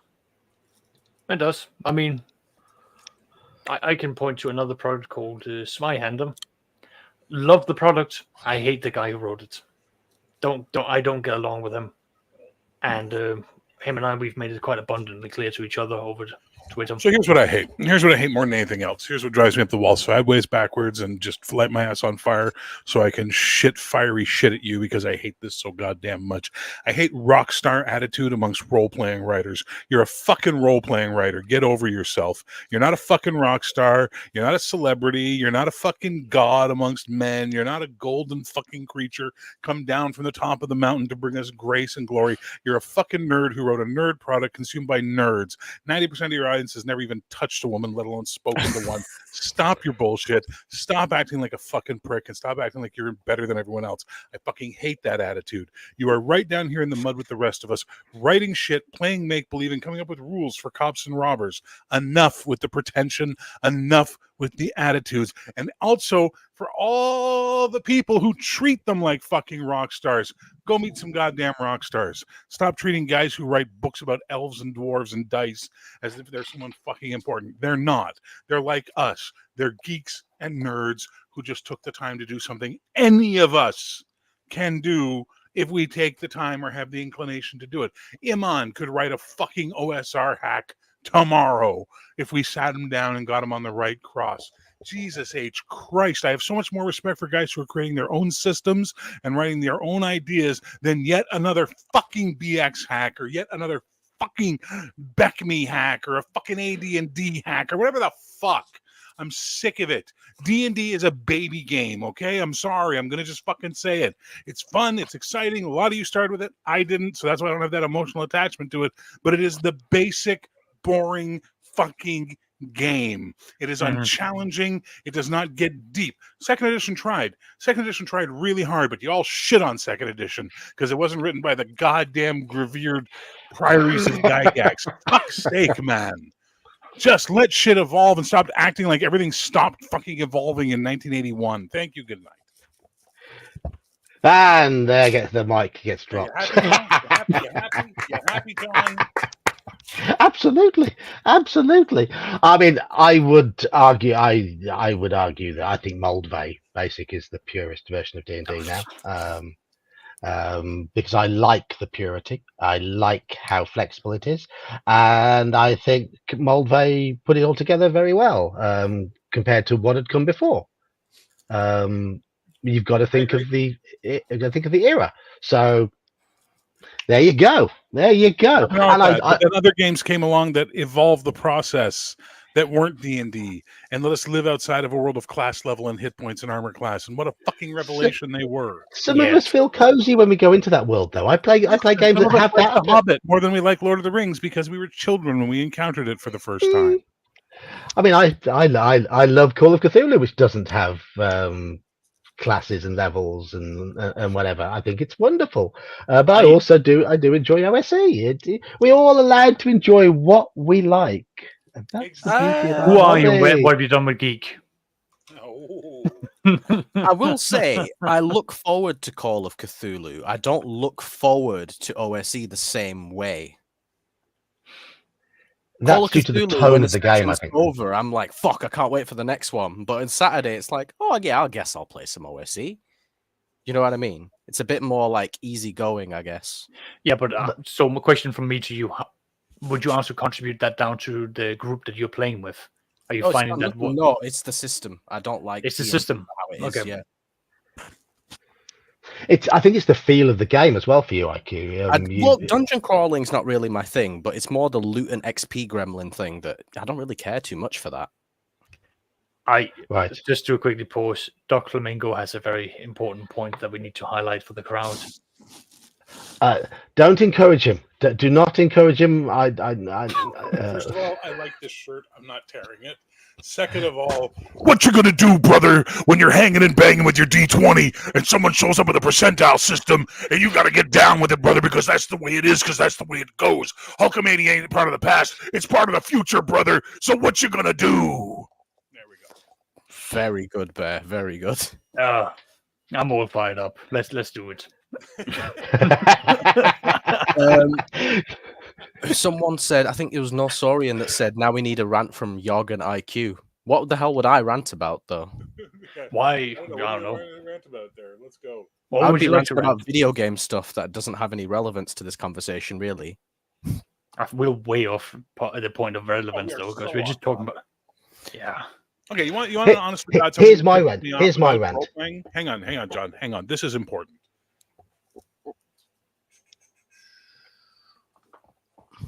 This son of a bitch. This prick and a half. This is an amazing game. Okay, if I were to say what's my favorite version of D&D clones, not counting OSE because it's not really a clone, I would say this. This is an amazing fucking game. The cocksucker who made this game, New Haven Games, ran his Kickstarter, didn't fulfill. Went and ran a second Kickstarter for a Dungeon Master's book, didn't fulfill. Started selling copies on Amazon and at conventions. His name, by the way, is Tom Ryan. He then would lie and gaslight all of his backers. Oh, no, I got the books. They're going up this week. Oh, no, there was a printer problem. I'm getting the books at the end of the month. For years and years. Yeah. I am, the day I have had enough of fucking all this bullshit and all this world, going to copy the text word for fucking word and publish it on DriveThruRPG for free. Let him come sue me so that we can find out where the fuck he is and give that information to everybody he stole money from. Yeah. Okay. Yeah, it's people like that absolutely burned me on Kickstarters as well. Him, David, a bunch of others. I'm lucky in the sense that all the Kickstarters I've backed are fulfilled. Okay, so you want John? No one likes a braggart. All right, John, rant.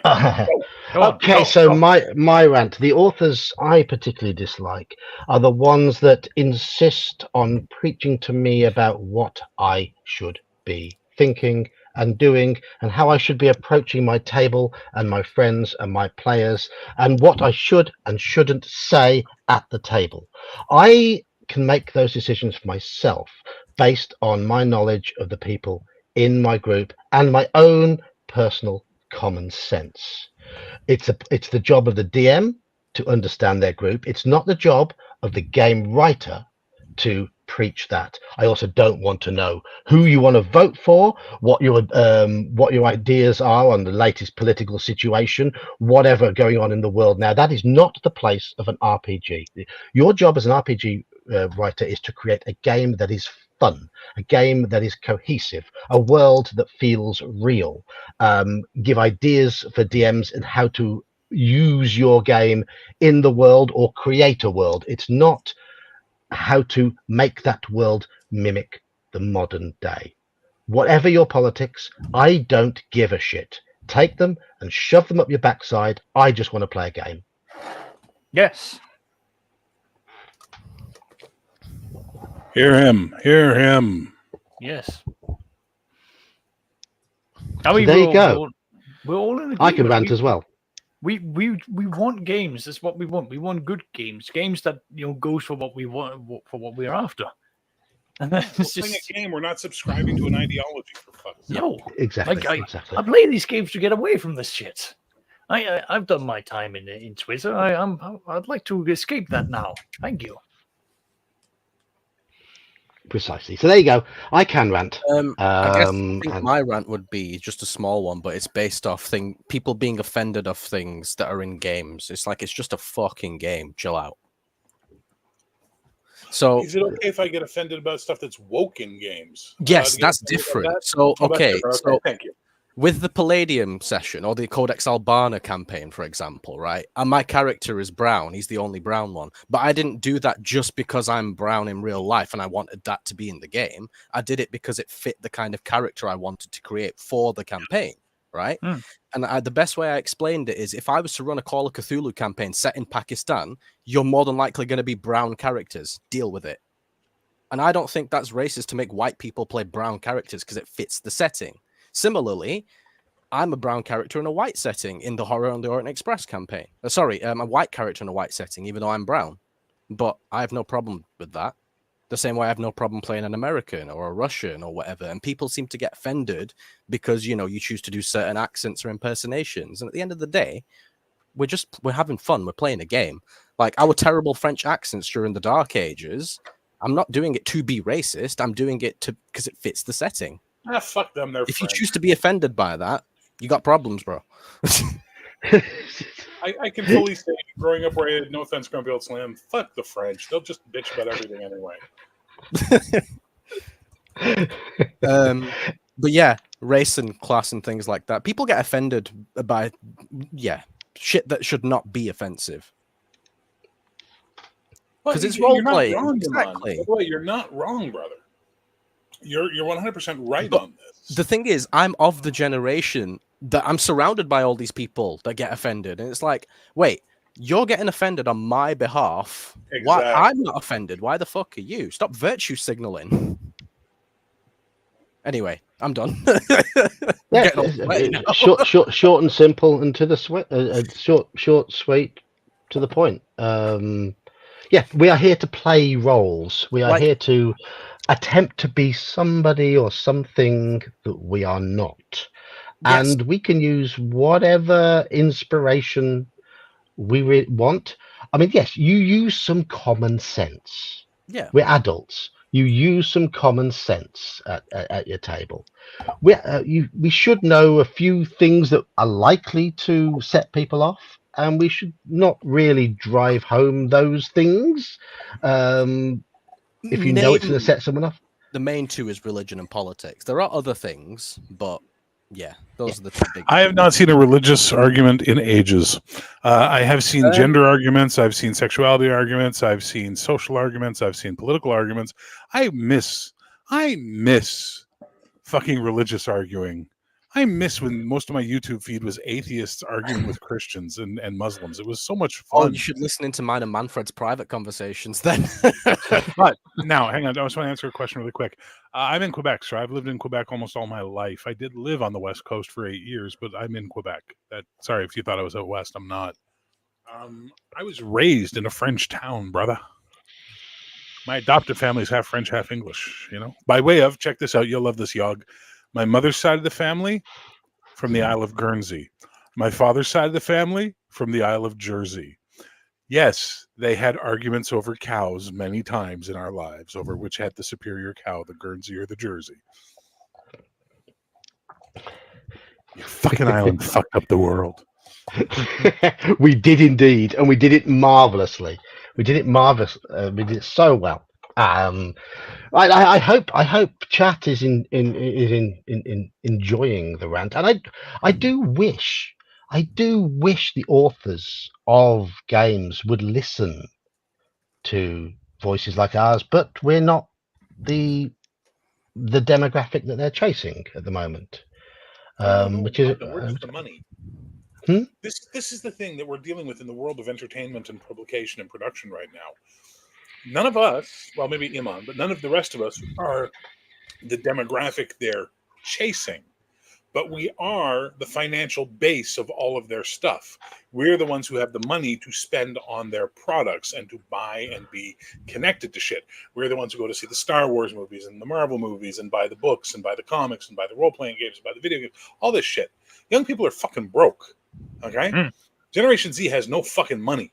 Because if I barely have money and I have a full-time, well-paying job, how the fuck do these kids got anything right now, right? But for some reason, they're this demographic that they chase, which is why I always say the smartest Western businessman of the last 40 years was Vincent K. McMahon of the WWE, who went, you're offended by the shit I do on my show. Well, you're not my audience, and you don't spend money on my product, so fuck you, and now I'm going to do more offensive shit just to piss you off. Yeah. And he made a stack of money doing it. Billions. He made billions. Now, his personal shit aside, because he is a piece of shit, it doesn't change the fact that that's how you have to approach your business. I am not making heroic and worrying about fucking gender pronouns. And I'm not worrying about, well, I can't portray Germans as Nazis because that's offensive to Germans. Well, fuck you, Germany. You did it. Eat your fucking bowl of porridge and shut the fuck up. Oh, not porridge. Sorry. Whatever. Fucking Schleimenstufel. Whatever the fuck they call it. No, porridge is a reference to our Call of Cthulhu. Porridge is a reference to our Call of Cthulhu game on a Tuesday night. All right. We have a character. I'm going against the rules. I'm allowing a character to be played on at 0 sanity while the player is leaning into it, aren't you, Andy? You're leaning into it beautifully, and he is basically coming out with all manner of nonsense, but doing it in such a genuine, wide-eyed, honest manner that he clearly believes what he's saying. But it's absolute bollocks, and it's porridge, and porridge is at the root. Is at the root of it.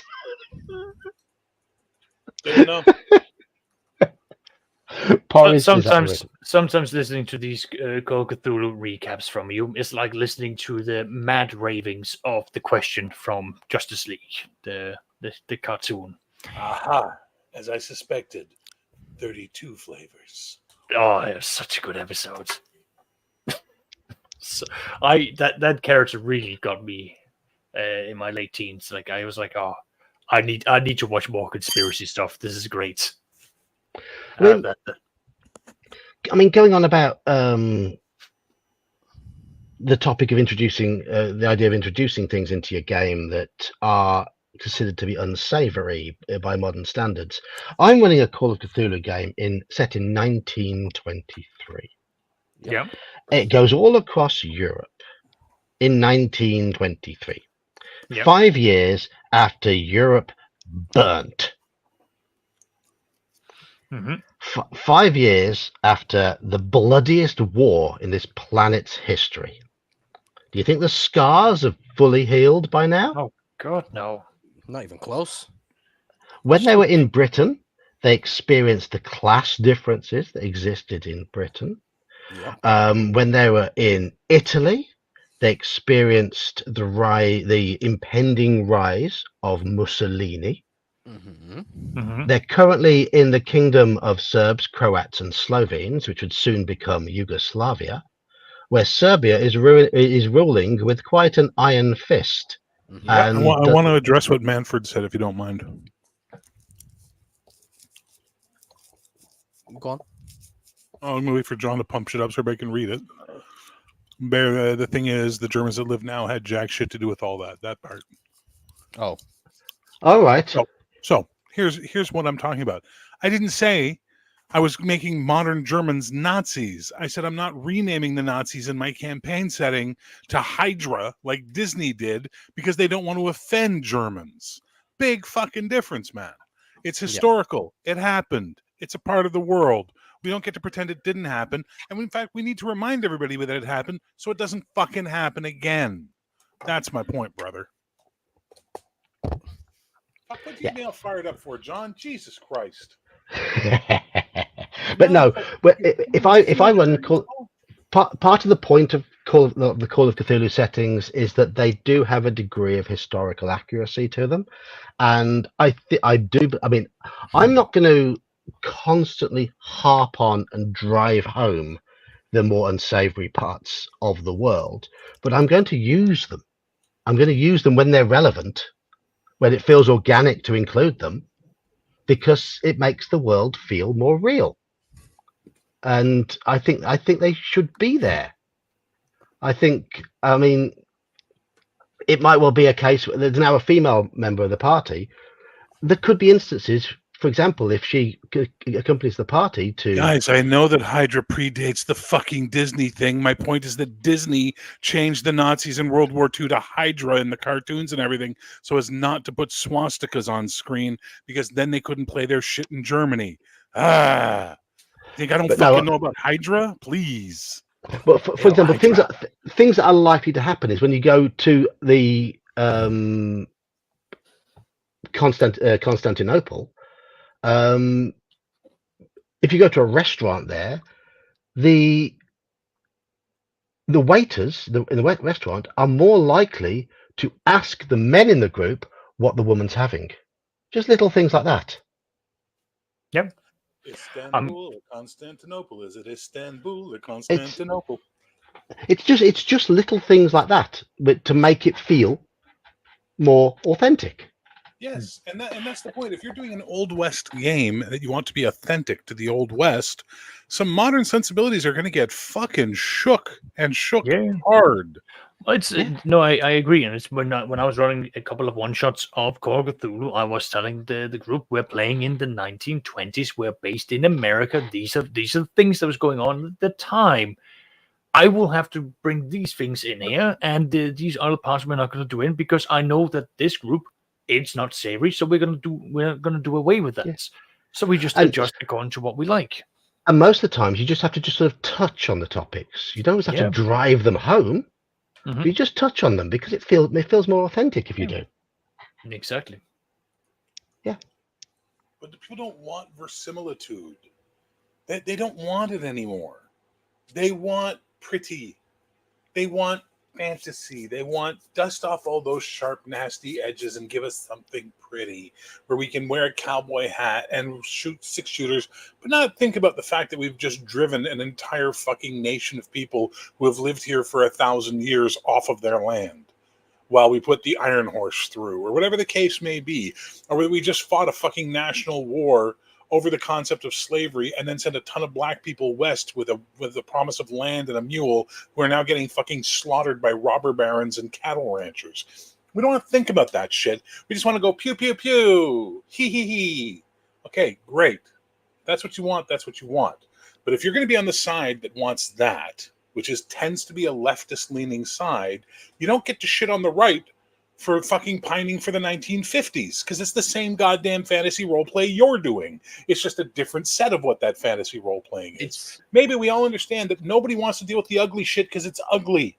Doctors make the sickest, most brutal fucking jokes possible because they deal with life and death all the time. Yeah. Anyone who works in a violent field, military, private security, bodyguards, bouncers, martial artists, you name it, all have very different fucking senses of humors than accountants because of the shit they deal with in their lives. Can we stop and just fucking let people do what the fuck they want so long as they're not going physically out of their house and hurting people? God. Yeah, I mean, personal example of that, my wife's brother is a paramedic. His job is to go out there, be the first on the scene of accidents and save people's lives. That guy has the darkest sense of humor out. He has to have it. Because he sees on a daily basis, he sees things that would make grown men cry and spew and all that sort of stuff. Yeah. And for him, it's just another day. Dude, I have friends who are paramedics, and when we start, okay, here's a better example. I was at a birthday party one time. Suddenly at a table, there's me and 5 other bouncers, and we just start talking because we've all been there. Some of us worked together before and all that. And we just start telling bouncer stories. And at first, there's about 5 or 6, 7 people hanging around us laughing at all our stories because they're really funny. Then by about the 3rd story, there's about 4 people left hanging around us, and they're laughing nervously for the most part. And then by the 10th story, there's one guy grinning ear to ear, and we're all now fucking worried about this guy because he's way too into the dark shit we're talking about. You know what I'm saying? Right. Okay. This is nature. This is humanity. It's what it is. You know what I mean? Yes, it is. Fuck. People always take things too far, don't they? Always.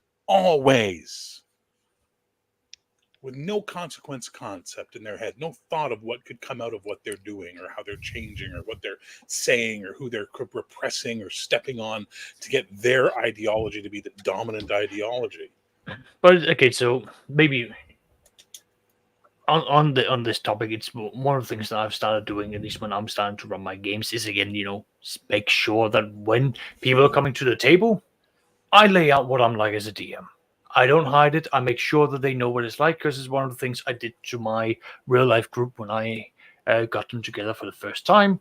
And I said, right, we're going to do a couple of introductions, and then we're going to go straight in for Ravenloft. And I'm going to take you through that. But I'm going to build it up because Ravenloft is my kind of jam. It's got some dark things going on in there. And by the end of it, I'm not going to be holding back, and I'm really going to go get you both emotionally, these, and these things. But it's all a part of the game. Bear that in mind. To get the players, once they got used to my DMing style after 3 introduction games, to understand what I meant when they were introduced to the village of Barovia in the 5th edition game, there is a father and he has a son that's contracted vampirism. Now, the players are presented with the unasked question of what are you going to do with the father and the son? And there was a big debate. And I naturally got up from my seat as the DM and I walked to the person that was arguing the hardest about, we need to end the vampirism. I got on my knees next to this person. I, in character, begged as the father to get the players to understand that they were having this discussion in front of a person whose son's fate they were discussing. That was a dark thing, but that was one of these examples of where the players understood, like, this is what they're getting into. And they had been told I would be doing, things such as this. And the more that they played, the more they got into it, and the more that they've actually started to enjoy it because it is grittier. They have started to learn that my style of DMing, which is grittier, which is where I hang on to your words, I pay attention to what you do, I make things come back and bite you in the ass, and it is not enjoyable in the sense of like you do good things. You are morally questionable a lot of the times, but you come out of it feeling like we've done the best that we could. We feel heroic. We feel we've done good, but like we do look back at what we've done and gone, okay, this was for the greater good, but it was definitely questionable at times. The players like it, and they've all come back and said like they want more of this. We've been playing for almost 2 years now, and they're cemented in. But that took work from my side and from their side to communicate. Yes, communication is key. Yeah, communication is key. Always going to be adults. Be adults. Be adults. Yes. Don't be fucking little spoiled children. I've seen the name of Kevin Crawford mentioned. Now, I know he did Worlds Without Number. I've not played Worlds Without Number or Stars Without Number or any of those. Have any of you seen I the... read the art-free version of Worlds Without Number, and I don't get what the excitement's all about, to be honest. No, it's the fact that I can overlook if the players have stocked up on food and water and air of traveling between planets, and then go like, aha, you are now in the middle of space without food, air, water. You all die. Hooray! Start over. It's its own thing. It's a simplified way of like, you want to do sci-fi? Here's an easy and quick way for you to do it. Have fun. Off you go. Same for fantasy. Same for cyberpunk. They've even gone down the whole route of like Godbound and high-powered. Yes, go on. Yes, and let's also have laundry without numbers and grocery shopping without numbers. I'm tired of it. I mean, I don't. It's not a game I've looked into. I've heard people say good things about it. So another one I'd flagged up is Andy mentioned a change that WotC have made to one of my favourite adventures in the new Quest from the Infinite Staircase, and these are the little things they're doing. In the original When a Star Falls, you encounter a cave complex which has been mostly collapsed, but there's a group of Darrow in there, and they're using human slaves to clear the rubble out. In the new version, they're using zombies. And now, it doesn't diminish the story for people who aren't familiar with the original, but I think it lessens the evilness of the Darrow. And I like it when there are entities within the game that are purely evil. You're meant to hate the little bastards. And I don't like the fact that because slavery as a concept is not meant to be mentioned in modern day gaming, then they're not using it to highlight the evilness of the races that are using it. Surely it's a way of driving the player characters to do the right thing. On that topic, my second edition group, it started out just being good versus evil, not really that fancy, just us going out doing adventures, dungeon delving. The more we've played, the more things have sort of come in, the more edges we've allowed in, the more things we've popped around, and the players have discussed both in and out of character that it's questionable what they are at this moment, because they are landowners in the equivalent of medieval England/France, and they've got serfs, which is, by all definitions, is another form of slavery. And then there's a player who comes from an empire where they basically go, no, we absolutely do have this system. We feed upon the system, the caste system, and we have a very indoctrinated way that we follow things where everyone respects the emperor, and you just do as his majesty says, or we will just off you. Like, it is a very hard, evil society that he comes from, and the players have had to sort of go, I mean, yeah, we come from a bad society. We're not that bad, but we're still not good. It's difficult for them to justify themselves being in the good alignment by modern perspectives. So it's an interesting conversation that we have as players and DMs, but it's always something that we do from an armchair level, and is to enjoy our own game more than anything. Absolutely. And I see people have brought up the whole topic of gatekeeping. My opinion of gatekeeping is it is necessary to gatekeep your own table, because you need the right people at your table for the game that you like to run. Mm-hmm. Because if you don't get the right people for the games that you like to run, if the people at your table try and get you to run a game that you don't like to run, or in a style you don't like to run it, or even if you just get one player at the table who disrupts, then it spoils it for everybody, and that table is doomed. When people moan and bleat about it, they talk about gatekeeping the hobby in general, and that's a whole different ball game. And I accept there are assholes in our hobby who have probably put people off in the past. Thankfully, nowadays with the internet, it's easier to find people that you like playing with, and I don't think gatekeeping in that sense really exists anymore, because there's so many games out there, so many groups, so many styles of play that everyone can find the game for them. Just don't expect every game to be for you. No, I definitely agree. As DMs, you've got your own games.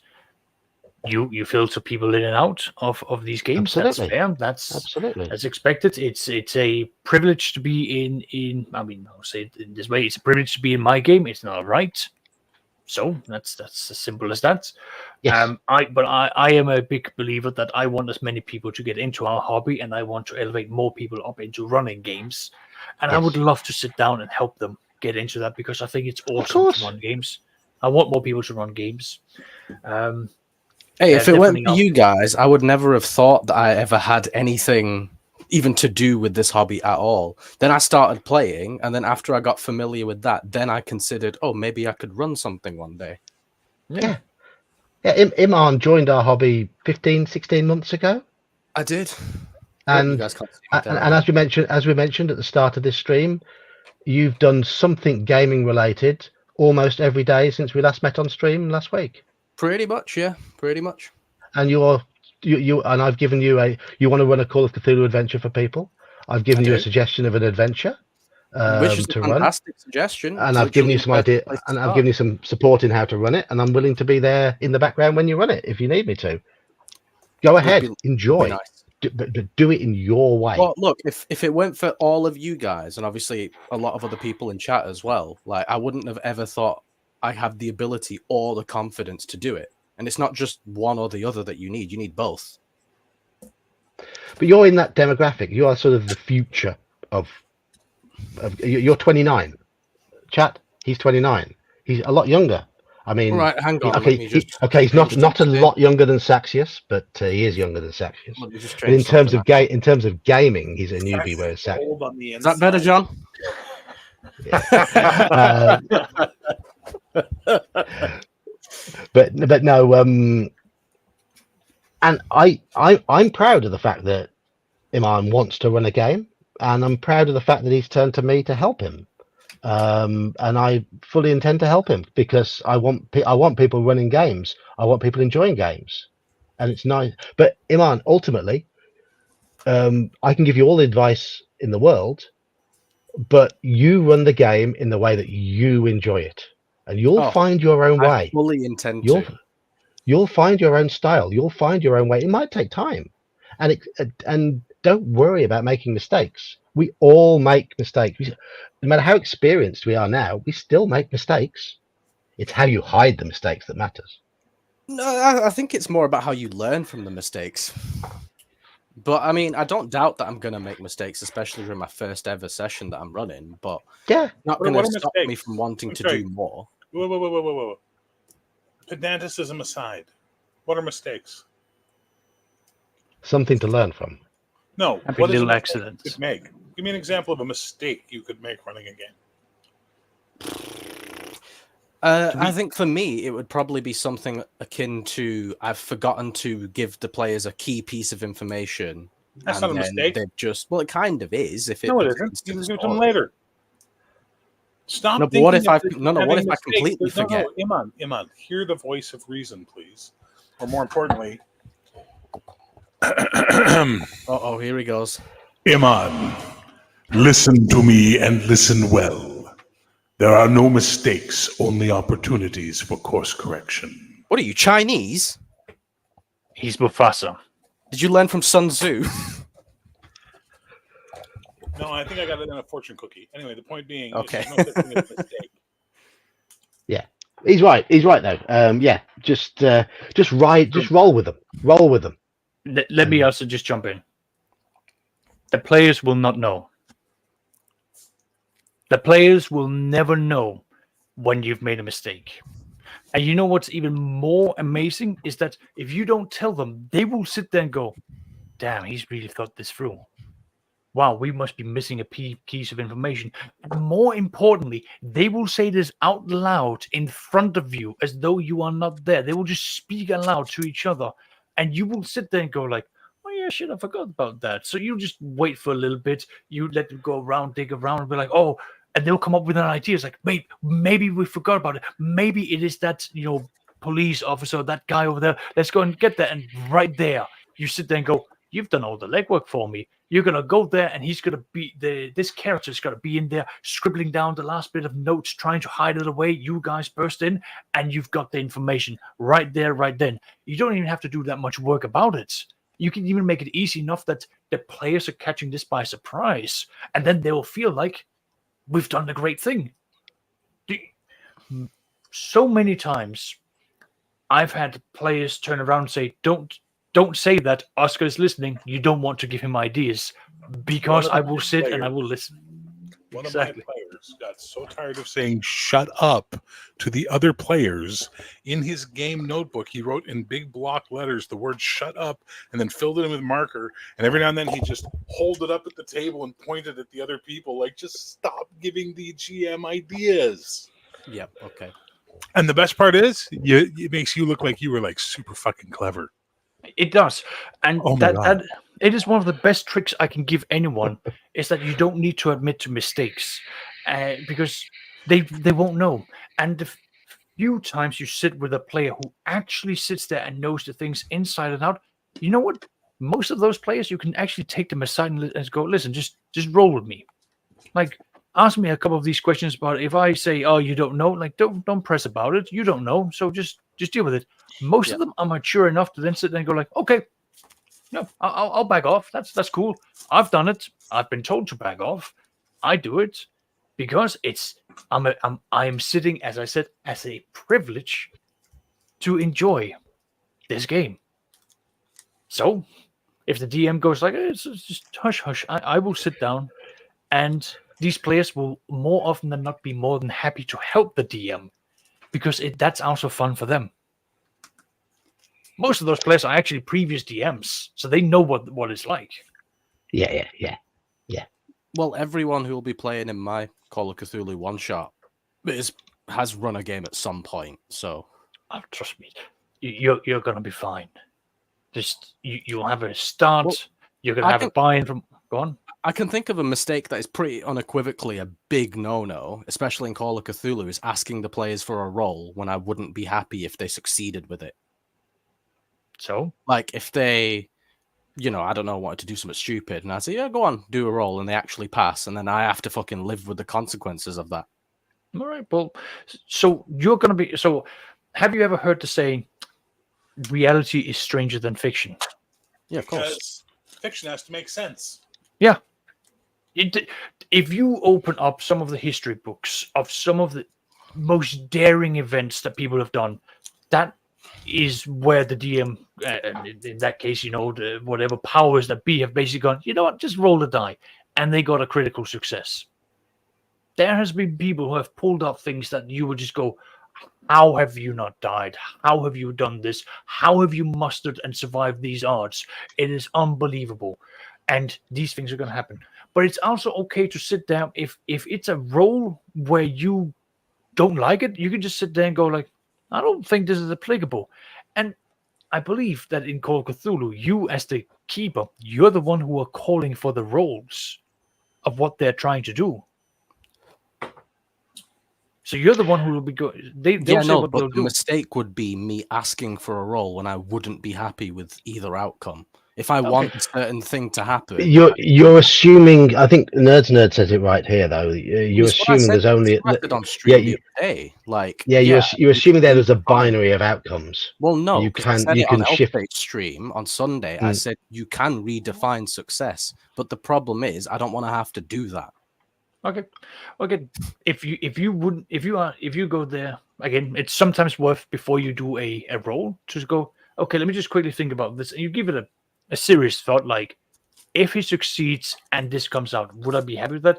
And you sit there and just ponder, no more than like 5-10 seconds, and you turn around and then you give your answer there. And if you're still iffy about it, it's okay to say, you know what, I don't think there's really need of a role there. You try, you don't. It doesn't really seem to succeed, and the players will just go move on. Like, especially if it's experienced players, and if you're honest enough at the beginning to say, "Listen, work with me. It's my first time running." Well, I don't know if anyone saw it, but I did put a comment earlier saying I will give a brief explanation of what people can expect from my game. Yeah. I mean, It won't be Andy's like right an here. hour or anything, but yeah. Chat have been talking about stealing player ideas. Are you stealing? You just run with what they're suggesting. Ugh. They can come up with they can come up with some great ideas that really inspire you and send you off on tangents that you wouldn't have thought of. As long as you've got as long as the players are invested in the world, then yes. I mean, you obviously if you've got a dickhead player at the table who's being stupid, no. But as long as the players are properly invested in the game, then go run with their ideas, because they're often a lot better than your own. Yes, sir. Hello, Seraphis.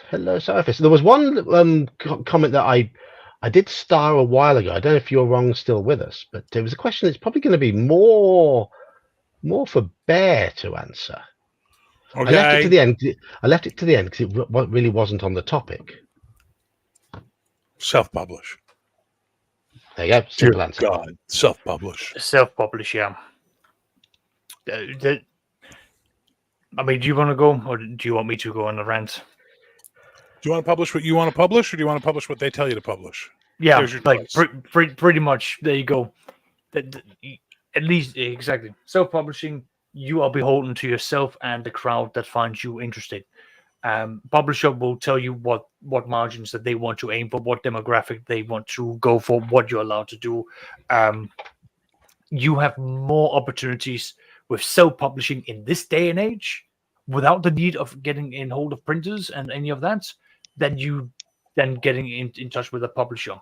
And while the publisher will have the industry set up for you, they are also going to take a chunk out of your profits. And at the end of the day, if you want to publish something out, why not earn a buck out of it? Don't go for the cents. Yes, there's work involved. Sorry, go on. I mean, I think here Hermie might have a point, Iman, but it's natural to feel nervous about the first time you do anything. Whoa, did I ever say that I felt nervous, or are you all just taking cues that I didn't say?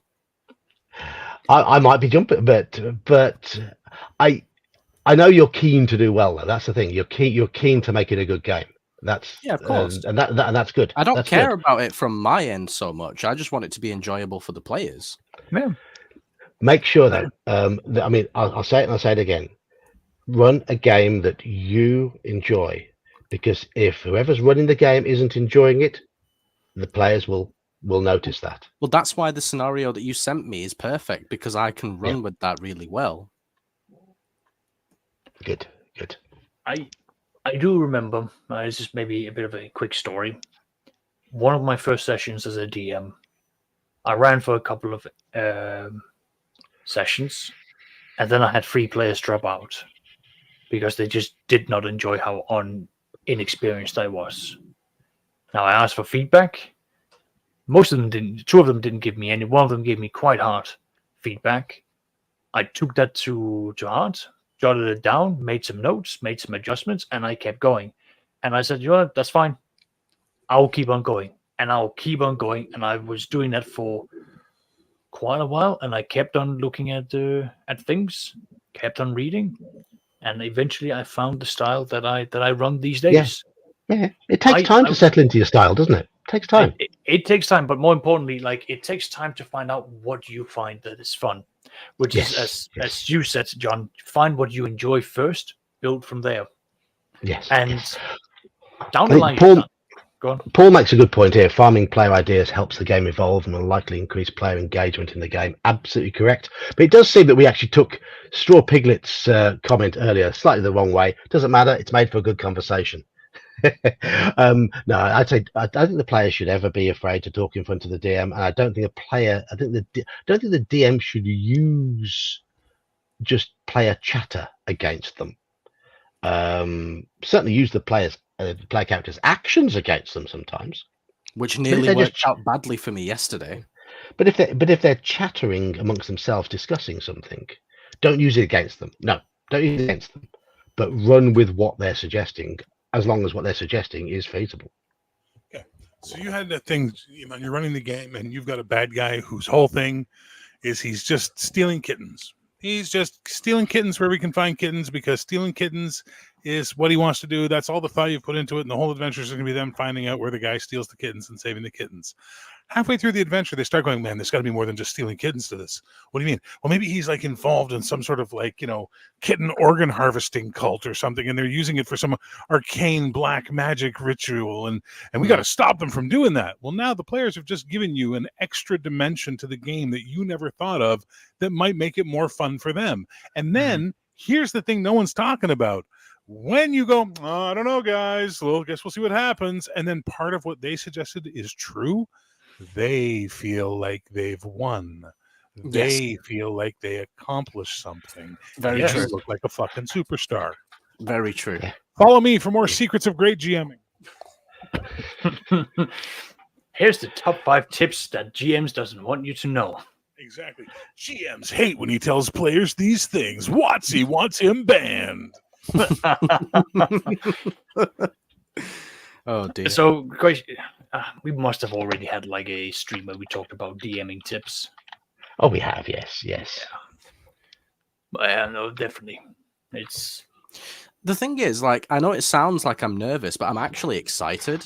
Which obviously they come from the same part of the brain, so it makes sense. No, but, yeah, definitely. That's good. I think this is a really good point from Full Metal Dragon. One GM mistake is never starting in the first place when you feel like you want to, but fear gets in the way. Hey, man, brother. I was going to say hello to Grim Squirrel. Grim Squirrel's joining us from the upside down part of the planet. We have only got about 5 minutes left of the stream, but nice to have you here with us. And Andy's right here. The best thing a GM can do is listen. That's the thing, right? So during the Call of Cthulhu sessions, I chat a lot of shit. Not like in a bad way, but I'm always saying something and suggesting something or whatever. That'll be the hardest part as a GM, is just to sit and listen. Rather than talk. Coco's right here, yeah. And going back to the whole topic of the stream, and find writers you like and use them as a guide. Or steal their shit. Well, I'd give a shout out earlier to Seth Skorkowski. Yeah. Seth Skorkowski. Yeah, he's a very experienced gamer who's got a really, really thoughtful and constructive attitude towards the adventures that he looks into. And yeah, he's worth listening to. Call of Cthulhu Adventures as well. So. Yeah, he's a published author. Yeah. So I've watched a lot of his videos over the past months or whatever, and just taking little bits here and there. Well, that's good though. Like how am I going to learn apart from listening to people who are more experienced than me? Yeah, you got to learn the way we did it. You got to learn by doing it. So what I found, that's the best way, but yeah. What I found is that as you get more experience in running, you will then open up your ears differently to listen to what people say, how they run their games, and you will start basically cherry picking. Like, this sounds like a good thing. I'm going to try this in my game. Oh, I don't quite like the way you do it that way. I might twist it this way, though. This sounds more my style, so on and so on and so on. And that's why I am liberal about giving away all my secrets, all my tips. It's why I've made a PowerPoint presentation to get people into this, because I want to share all my knowledge, all my experience, so that people can take at least that as a baseline and say, here's something that I can take and I can mold to my own. I've just realized that aren't we the 3 GMs that you have played with, Iman? Yes, actually, yeah. And are there any others? Different in our styles. We are. I don't think there is actually. No, I think it's just you in OSC and the other OSC. Saxius now in Heroic, and Bear in Palladium, and me and Call of Cthulhu. Yeah. And as Bear pointed out, we're different in how we do our styles, aren't we? The 3 of us are different. Yeah. I don't. If I had to put it in a phrase, Yogg's very easygoing. Bear is very I don't know. accent and impression oriented that brings the world to life, and Saxius is very detail oriented.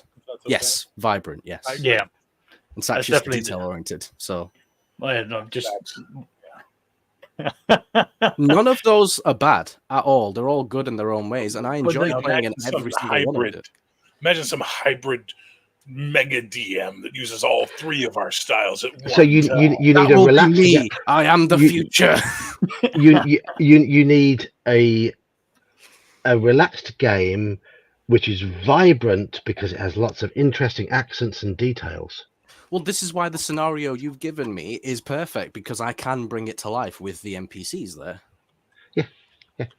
And it gives me a bit of free reign to be silly with my impersonations and accents and stuff, which is fun. And hopefully that'll rub off on the players and they'll also take to it as well. Although they're more experienced role players than me anyway, but still. If it's fun for me, it'll be more fun for the players. And that's as simple as that. I know Manfred was asking about you being in your game earlier. Manfred and Andy already have seats reserved because they're already in the same time slot. Right, okay. And then obviously I've got potentially Slan, Bear, and Cody. Two of those three. What were we talking about? My one shot that I'm going to be running. I'm not playing. I told you I'm not playing. Stop trying to hammer into it. I'm not playing. You said if there's a slot free, then you will. I said if no one else wants it, but clearly other people want it. But it depends on time slot. It doesn't depend on anything else. Listen, you little shit in the shed. You do what I fucking say. You understand? I ain't got time for your bullshit. You understand? What are you, my dad? I got things to do. I got shit to do. You and your bullshit are not part of my agenda. You understand? But no, if you run with Cody, Slan, Andy, and Manfred, you've got four. Well, that adventure I've run with 3 or 4 players. I've never run it with 5. It would work with 5, but I've run it with 3 or 4 players, and that's about that's perfect. That's absolutely perfect. Oh, I've just seen Saxius' comment up there. That's fucking quality, Sax.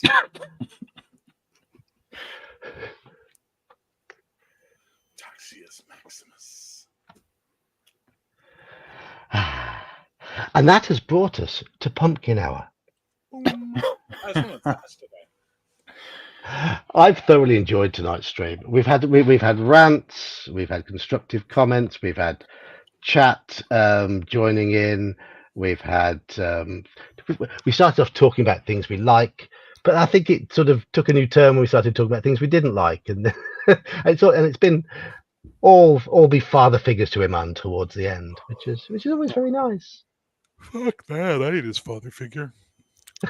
George Michael said, I won't be your father figure. I demand a paternity test. Yep. Me too. The would-be questions asked if you were his dad, Saxius. Sorry, what? If you were Iman's dad, you're probably the only person who's not old enough to actually be my dad. Yeah, I was gonna say, like, I have questions for myself.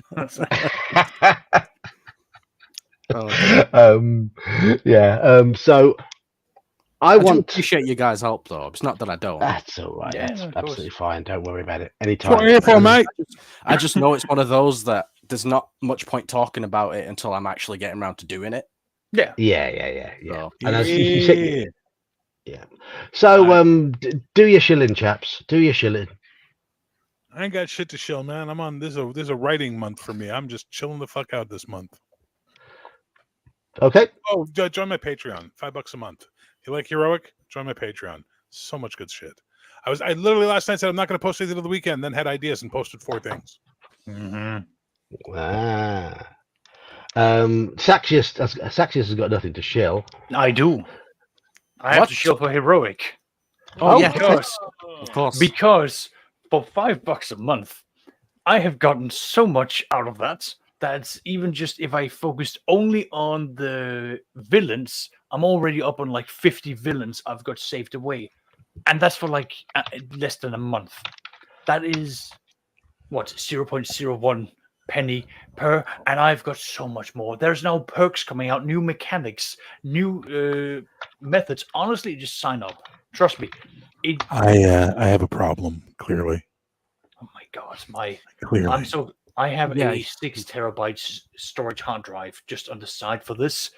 I'm ready. I'm ready for anything that's going to be published now. Dude, the best line I heard was someone said, I don't even set my alarm clock for work anymore. I just wait for the email notification every morning at 6 a.m. Yeah. I've had to put my phone away from work at times because the emails pop through. I'm like, oh, would you look at that? Nope, that's going to distract me. Anyway. Furious I'm typing from Yog. I'm just getting Nightbot working.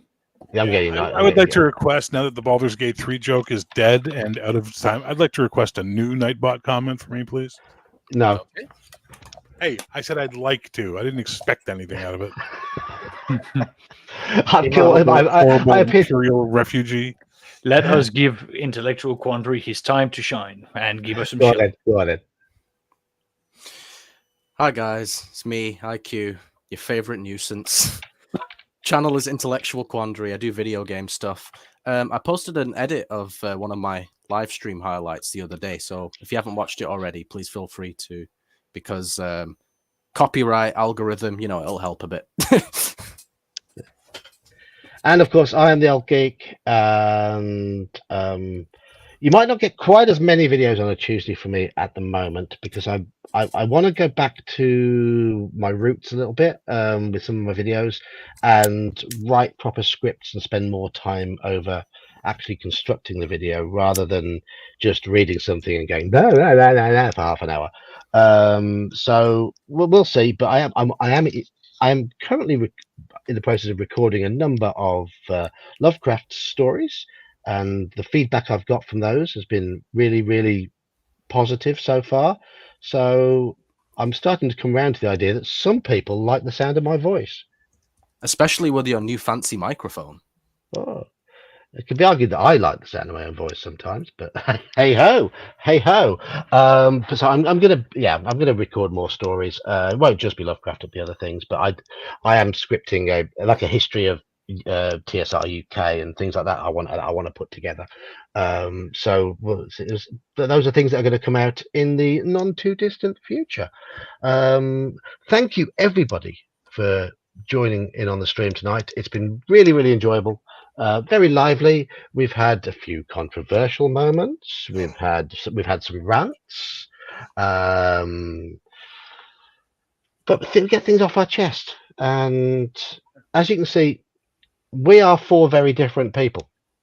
I'm going to say this now. We are four very different people, and we all enjoy the hobby, and we come together over the hobby. It is a common interest for us, and that's what we want it to be. I like the fact that you three guys are different to me. I like the fact that most people in chat are different to me, because you've all got different ideas, and I want to play games with you. It's as simple as that. It's as simple as that. It's why I do this. It's why I've got the Discord, to play games.